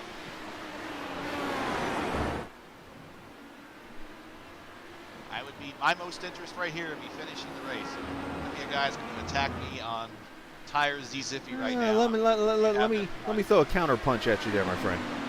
When you're on the track and you see a car that you think you could pass and you're within a second of that car, I want to see you try to tell yourself that, you know what, let's try not to wreck this thing. Well, now you're going after that car. that's it. That's a guy with I'm talking about being in a position ahead. Oh, okay. Wanting to maintain a good points paying day in the top 10. Now, yes, don't make a mistake. Yeah, not make a mistake. But so go get it.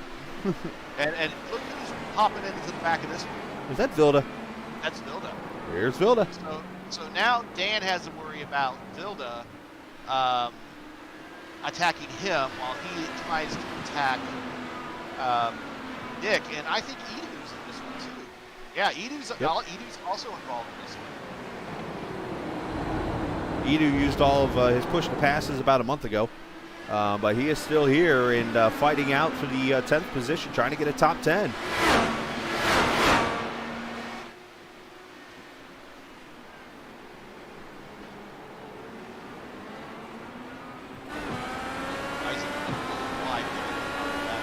Right on board with Vilda here in the 29 car. You can kind of see how bumpy and how much the harmonics play a role in this car. If you look real closely at her nameplate on the steering column, that thing is vibrating like crazy. And it just shows you how bumpy this track is with, you know, the older surface here is, oh, we got the weave. The snake going on here on the straightaway.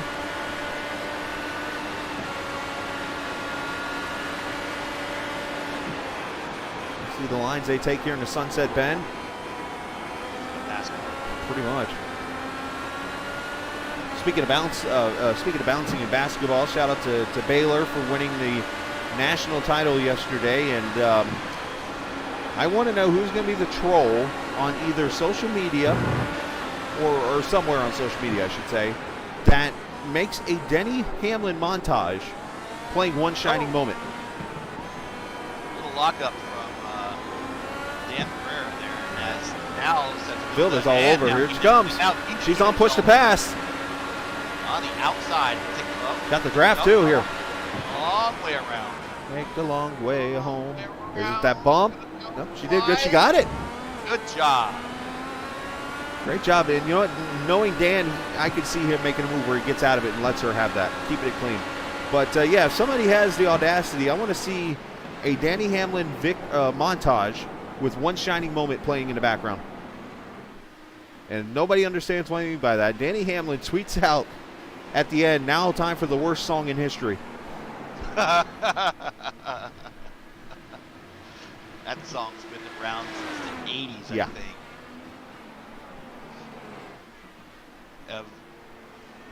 Vilda is on fire.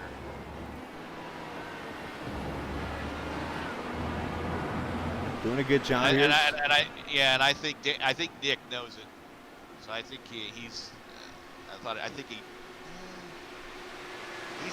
definitely he's got some time. He's got to push it.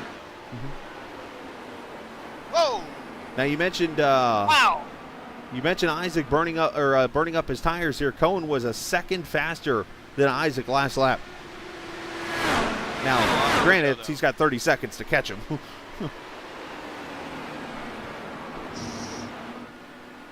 Lap car there. Perez getting out of the way, or trying to, I should say. Yeah, this battle for 8th, 9th, and 10th is, they're at it. And how about AJ Stravato, because of that accident, gets back out in the track in 12th, uses the reset there, but unfortunately has lost almost 7 positions because of it.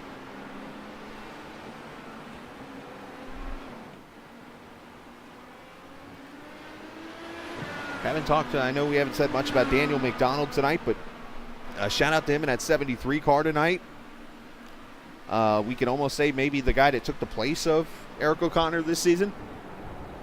Because I believe he didn't run last year, if I remember correctly. It's mighty big shoes to fill. Huge shoes. I mean, Eric went out here and put a show on. Yeah, that's the defending champ. Watching, unable to get some other things he needed to do for this particular time during this what we had this season. So him all goes. Now I think he is racing. It's just I think it's something that. I don't know if it's an official session or something. I believe that is what he's doing. Or it might even be real life racing or something that's going on with him. That's why he's not here. But Vilda is all over the gearbox of Nick Fleury. Easy there, Nick. You see that car porpoise over those bumps. Both of them 5 and 6 push to passes respectively. I'm sorry, 6 and 4. There she goes. She takes a look. Oh, that was a late dive. Oh.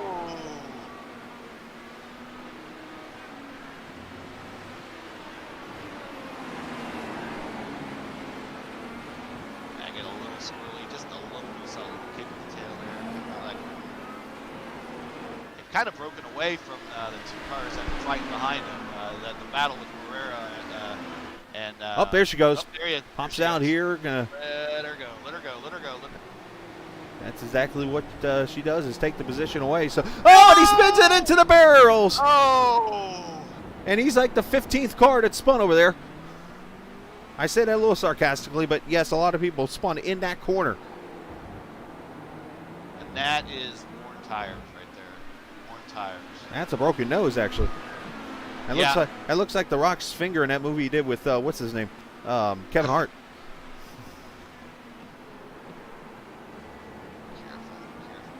Yeah, and he's got AJ's a fast mover behind there. He goes. Okay. So he's gonna fall back a pretty good amount right now after that accident. But 4 laps to go from Sebring, and a race that you could arguably. Or you could say that has been about as long as a normal IndyCar race. We're at about the hour-and-a-half mark. But it's been a fantastic race. I mean, it's been fun to watch. A lot of strategy, a lot of action. Unfortunate action for some.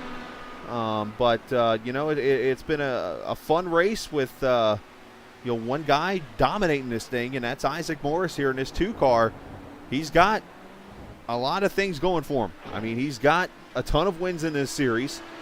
The one thing that has eluded him, and 2 seasons ago, it was because he had some real life stuff going on when it comes to work and things like that. Last season had some different kind of real life stuff going on that I'm not going to go into. That's his business. But the season before, he was running away with the show, and then came to Indianapolis, and it all just fell apart on him in one race.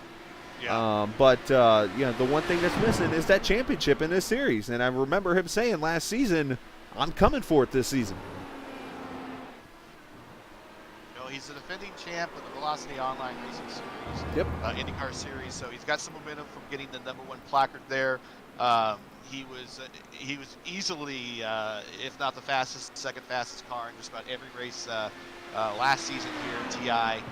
And this is be a real test for him with this these new drivers here that have entered this league. But if you look at the top, look who's risen to the top there. We have TI Racing and Ps 1 and 3, and LMC Gear in P2. So the regulars are risen right to the back top. up there. Mm-hmm. And that's to be expected. I mean, the cream rises to the top. When you're an established veteran team in this series, you've been through the bumps. You've been through all, no pun intended there either. But you've been up and down and had the issues and stuff. So you got these rookie teams out here that tonight are learning the hard way. They're learning, man, this is going to be tough.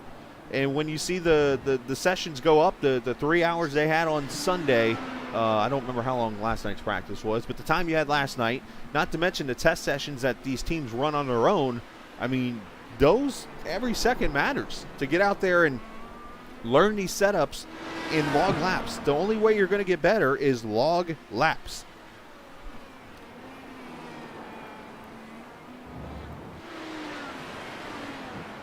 Jessica's got one bullet left. He's on push to pass right now.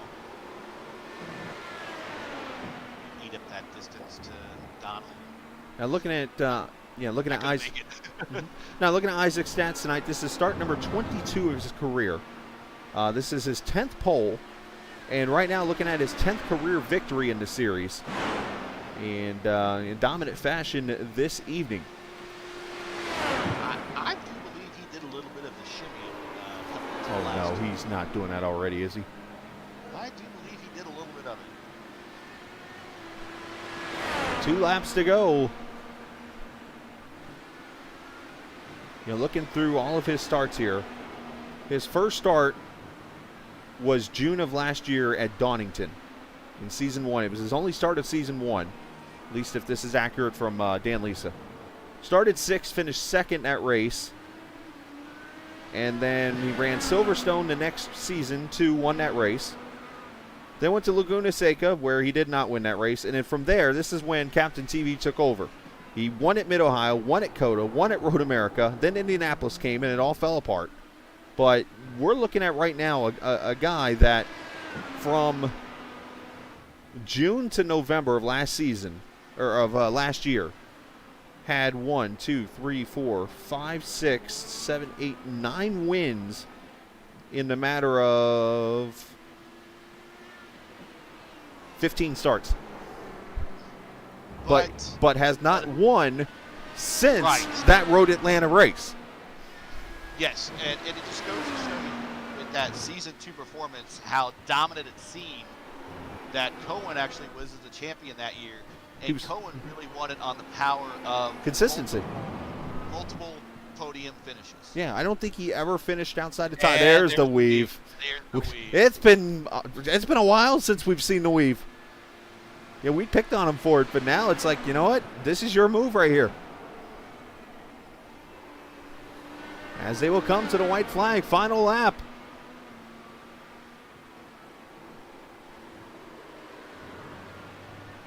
He's going to be doing a lot of weaving this lap because he's got like a ton of straightaways.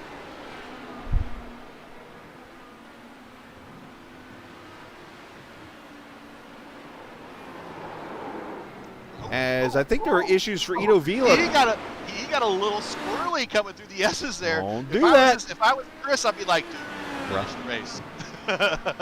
Chris might have some other issues on his hands, if you know what I mean.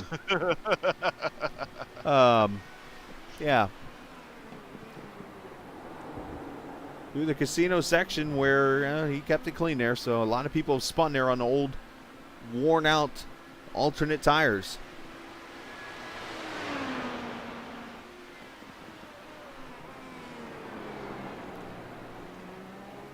Danny Brennan's had a spin. And that's going to cost him fifth. Yeah, I think. Also, I think Ito Vila had some issues because Ito's fallen back now on the grid. Austin Saar's had issues. And he is high-sided. Yeah, I think Danny encountered a lapped car. And he might be running. And now we got mini weaves. Mini weaves. It's like Kellogg's mini weaves. So he won 9 in his first 15 starts, and it went 7 starts without a win. That streak is over as Isaac Morris kicks off Season 5 in a win in the Apex Sage Coaching Grand Prix of Sebring. Lap 140.23, led the most laps, won the pole. Got three cycles at the Grand Slam. Not the full thing. Got to lead every lap to get the Grand Slam. Austin Saar had to tow back to pit road after high-siding it. As here comes Cohen Evans, he'll take second. And then Daniel McDonald comes into Sunset Bend, or out of Sunset Bend, I should say. And we'll take the third position. And how about Jessica Sabin? We'll have to look this up to see if this is a fact, but I believe this is going to be the best finish by a female in series so far. I believe it is. Now, granted, again, we do have 3 females in the race, but we can't take anything away from that. This is fantastic on her part, and I think you're going to see all 3 of them continue to get better. Krista mentioned to me off the air, this is her worst track. Obviously, the result kind of shows what she said. She's going to finish 20th, unfortunately, tonight. But Vita Whalen's going to finish in the 8th position. And then here comes Jessica Sabin off of the final corner. She's going to score a 4th-place finish in this race. So, very proud moment for her. Extremely proud for her. And looks like mostly everybody else has finished. So, there we go. It is all over here in the Apex Sage Racing Grand Prix of Sebring. Some are going to say, that was awesome. Some are going to say, thank God that's over, when it's all over with. So let's take a look at the final results as they all cross the line here in the first race of the season. And you're going to see it. It was predominantly Isaac Morse who wins this race. As, of course, it shows 11th first. That's something on my part that I'll fix. Let's try that again, Scala. Page 1. Now it goes to page -10. That works too, I guess. Anyways, Isaac wins this thing over Cohen Evans. Daniel McDonald finishes 3rd. Sabin 4th. And then Dortero going to get a top 5 finish in his debut. So congratulations to him. Let's see, 6th place. As you see the donuts in the background there. Danny Brennan. Lester going to finish 7th. Vilda Whalen, Dan Marrera, AJ Stravato still gets a top 10. Luke Daniels in the 21 finishes 11th. Nick Fleury 12th. Philip Lee 13th. Andres Perez 14th. Sam Fontaine 15th. Austin Sarge 16th. Tim Miller 17th. Ida Vila in the 18th position. Looking at 19th, Jeff Destino. 20th, Kristen Nelson. Matt Telder 21st. 22nd, Matt Kelly. 23rd, somebody not named Matt, Isaac Lopez. And Lewis, he didn't start the race again. He just getting his name up there for show. That's just how he is. Yeah, so there we go. As we will go to Victory Lane this evening and talk to the winner of the race, Mr. Isaac Morris himself, in dominant fashion. Goes out here and, well, let's just say outcoaches the field when it is all over with. this evening. I slowly look for him. There he is down there. Let's bring Isaac up to the room as Isaac joins us this evening. Isaac, I didn't know if you knew this or not. You probably do because you're one that does your research and knows things. You won 9 of your first 15 starts. And then you went winless in your last 7. And then come back tonight and you break that streak. Is this the start of a new streak? I don't know. Mate, honestly, it could have just been one of those nights where, you know, like, people were just making mistakes and stuff like that, and I was just lucky to have like a mistake-less race. But you know, I'm hoping like I can bring the sort of dominance that I had in like season 2 when I came back in season 3. You know, like winning the race by 32 seconds tonight was just a statement, really, and you know, just really happy with my performance on these 2 off tracks and the whole of the race. And the car felt amazing.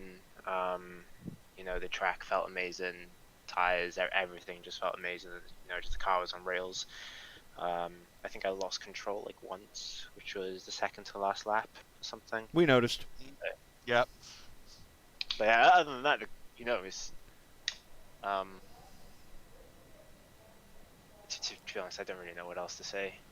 Was it a lot of the track that was causing the issues tonight, or was it a matter of the older tires at times? Because it seemed like the casino corner on not used, but worn out alternates were causing a lot of issues for drivers. Yeah, so that corner is obviously like a very slow corner, so and it just requires like a lot of like accuracy and stuff like that. And, you know, when the tires casino, is that the turn 9? I don't know how to count. It's the corner with the casino on the left side, and there's the bump. When you hit that bump there, you can actually get your right front off the ground a little bit. Oh, is that before the chicane, before the on? Yes. Yeah, you're coming out. You got the turn 2, 3, 4, I think, and then you come under the bridge up to the hard right, and there's a quick left right.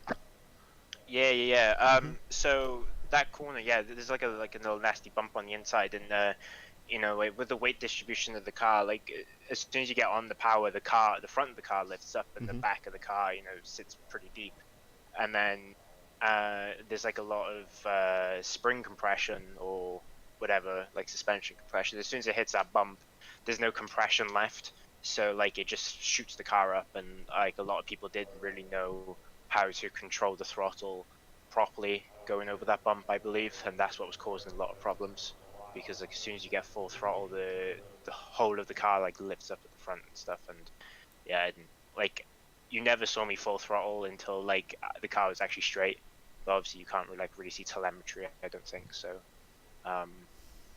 Yeah, I think it was just one of those things tonight there.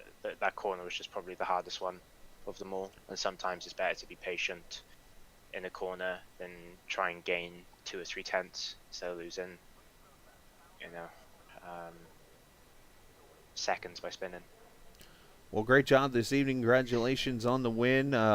Shout out to whoever you'd like to, brother. So I'd like to give a shout out to TI Racing, and again Chris for like giving me the opportunity to drive on this team, and I just want to give a shout out to, you know, Dan and Cohen as well for topping out their the podium places. I'd like to give a big shout out to GM Motors as well, one of our sponsors this season, and also I want to, you know, give out a shout out to my coaching academy, Apex Sage Coaching. You know, like if this hopefully this gives enough proof that I can help anyone gain a bit of speed on the track. Are you trying to say you outcoached them tonight? Well, you know, the students can't be better than the master, right? Yeah. Very nice. Very nice. I'm only joking, but the guys did a great job tonight. You know, Dan, Jeff, AJ, and Dan Mack as well. Everyone did a great job tonight, and it's just great to have a fantastic team behind me this season. Absolutely. Well, great job tonight, Isaac. Chris, congratulations on win number 1 of what could be many this season. And nice job, and we will see you guys in Mid-Ohio next week. Hey, I like that track. Yeah, that's a fun one.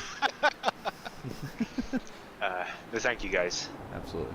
That's Isaac Morris and Chris Lewis, of course, the winning owner. I know you're pretty happy with the results tonight. I'm always happy whenever the boys take home a win. Isaac, if you were able to follow TI Racing, we've practiced, 10 hours this week for this one race, and trying to get Stravato and Morera and Jeff Destinino up to speed with everything, and so far it's working good. It's something to take a regular NASCAR driver like AJ Stravato, and he bought the Indy car 2 days ago. Wow. Oh, God. That makes me sick. That's Hey, all, Apex coaching. He's got the right name, AJ. So it's maybe it's there in the name.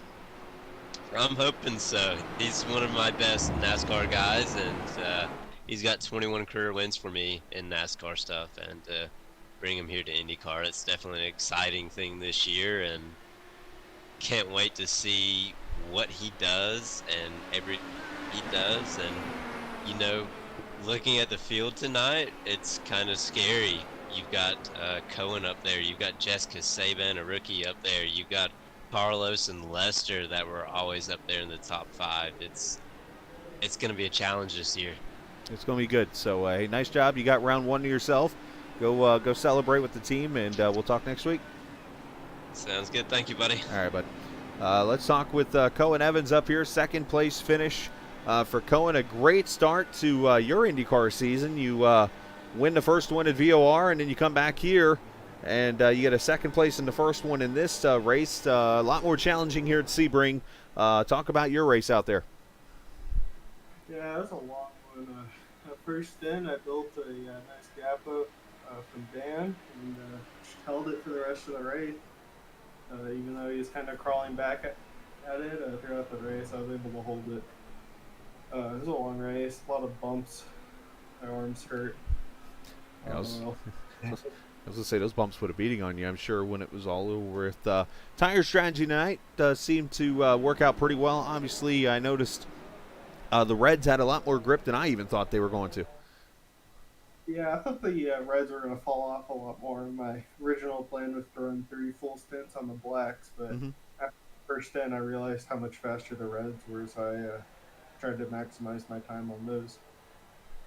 Well, it still did a great job here, Cohen, and talk about how much, with a field of 25 cars that started tonight, how much, how good it feels, I should say, to come out with a P2.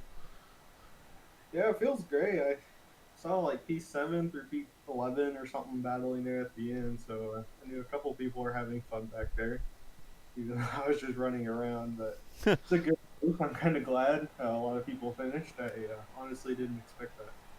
Well, you did a great job this evening, man. Proud of you. Happy for you. I know Jim was watching tonight. He's happy for you there with LMC Gear. And, send shout out to whoever you like to, bud. About LMC Gear, lmcgear.com. Go check them out. Jim Herrick, parents, my grandparents. I think they're watching right now, so just thank all of them. Hello, Cohen's family. Thanks for watching. So, all right, Cohen, appreciate your time, buddy. Mid-Ohio's next week. We'll see you then. Cohen Evans finishing in the second position. Let's talk to Mr. McDonald here. Daniel, a third place finish for you, sir.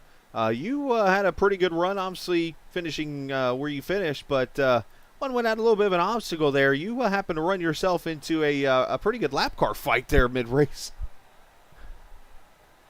Yeah, it was quite the spectacle. I was just stuck behind them, and then I got past them, and then I spun.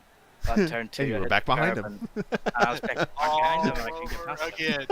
Yeah, it was quite fun, but we managed to get through it, and we were catching Cohen at the end, so it was a bit unfortunate that I did have my spin. because what could have been. But I'm happy. I'm happy with that. I didn't expect that when I started today. Yeah, fantastic job on this season. Obviously, you had your goals in mind. Is this what you expected for race number 1? No, not at all. I was aiming for a top 5 anyway, because in the practice sessions the last few days I didn't seem to have the pace on everyone else. But today, I just seemed to find it just at the right time, just before quali. So I was quite happy with that. Now, I'm looking through the stats. Have you made a start here? Yes, you have right there. Okay, this is your 6th career start. You actually have a win. Yeah. Little did I know. And your 4th career top 5 tonight. So that's a great way to start off and help out that average finish yours. Yeah, it's been a while. I think it was season 3. I was here last time. Season 2. And then was it season 2? Yeah, Sorry. August 31st of last year at Watkins Glen. You finished 5th in that race. Yeah, so obviously I've got experience of winning in this, but I didn't expect that today because I know how quick Isaac is and Cohen as well. So I'm happy. Well, you did a fantastic job tonight here. It's, as I mentioned, your 4th career top 5. That win coming back in June of last year at the Charlotte Roval. So you're good at the oval courses that turn into a road course. Got that for you. But needless to say, a good top 5 tonight to get the season started. You can send shout-outs to whoever you like to. Pardon? What did you say? You can send shout-outs to whoever you like to. Sorry, I talk quick sometimes. It's fine, don't worry. Well, I didn't expect to be in TI, so a massive thank you to Chris Lewis and TI Racing as well for just getting me in here at such short notice. I'm happy, and as well, shout out to General Motors as well, the sponsor of the team. So I'm happy for all of these guys. They managed to get me in here. I'm up to speed now, and I'm looking forward to the remaining races. Awesome. Well, nice job, man. Congratulations on the top 3 finish, and we'll see you next week. Thank you very much. I'll see you next week. Absolutely. Sounds good. Daniel McDonald there, 3rd place finisher for him this evening. Gary, before we take off, man, final thoughts of this first race of the season. It was a little bit longer, but that's what we're going to see this season, though, is a little bit more stretched out races because that's going to bring strategy into this, and I think tonight was proof of that with the way the tires wore, some of the racing, the bumps, and all that stuff. Yeah, like we said before, it's a marathon, not a sprint now. You need to be patient. You can't be racing everybody like it's the last lap of Mario Kart. You need to think long game. You need to run your pace. Maybe not race the person in front of you, race the person behind you, but maybe race the racetrack instead. Survival of the fittest in some cases, and then lo and behold, look at the standings at the end of the day, and there you are in the top 10. So that's how you do it. That's the way it's done, and that's the way that some folks did it today, and that's a sound, solid strategy, let me tell you. Strength of field today was a 1949. That's Okay. pretty good. Anytime you're the 2K level of the strength of field, Yep. you are racing with some experts involved in the lineup with you. So great lineup, great race. We got a battle for the team championship now brewing. We got the 2 regulars that we normally see at the top, and the drivers championship still there. So I'm excited as we go to Mid-Ohio next, as we will try to maybe not so repeat, but definitely it was a dramatic race nevertheless. But maybe some of the excitement of the last time we went to Mid-Ohio will carry over this time. Absolutely. It should be a fun race on a lot smaller, tighter, and hillier track. I guess hillier would be a good word to use. That's a Scalism right there, boys. Nice job, Gary. Appreciate your time. Always is awesome to be around, and we'll go at it again next week, brother. Yeah, you got it. Absolutely, Gary Gonzo there. And we're going to take off. Congratulations, Isaac Morris, on your 10th career victory. And as I've been saying, shout out to iRacing for allowing us to broadcast on this awesome platform and have a good time with that here from the virtual Sebring Raceway. And again, Mid-Ohio, Lexington, the city, Ohio, the state, will be there next Tuesday night at 7:45 Eastern time.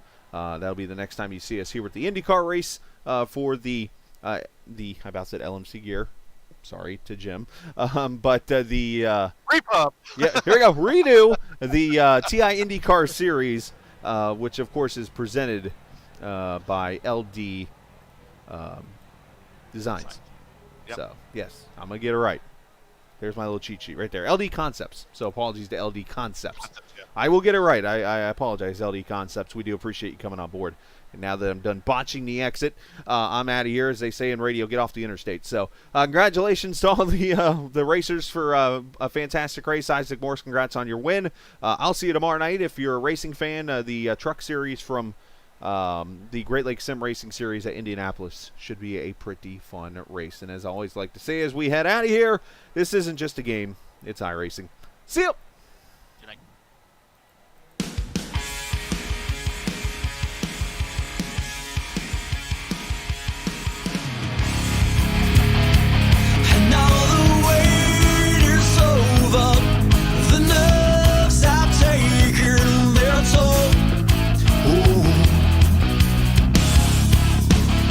Let go of fear you're holding. The fire smoldering, it's starting all over again.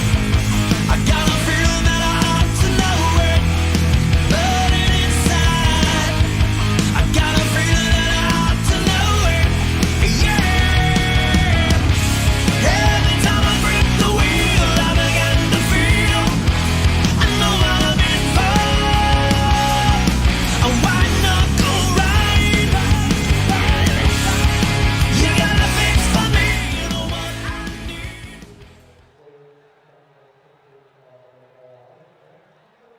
You strong.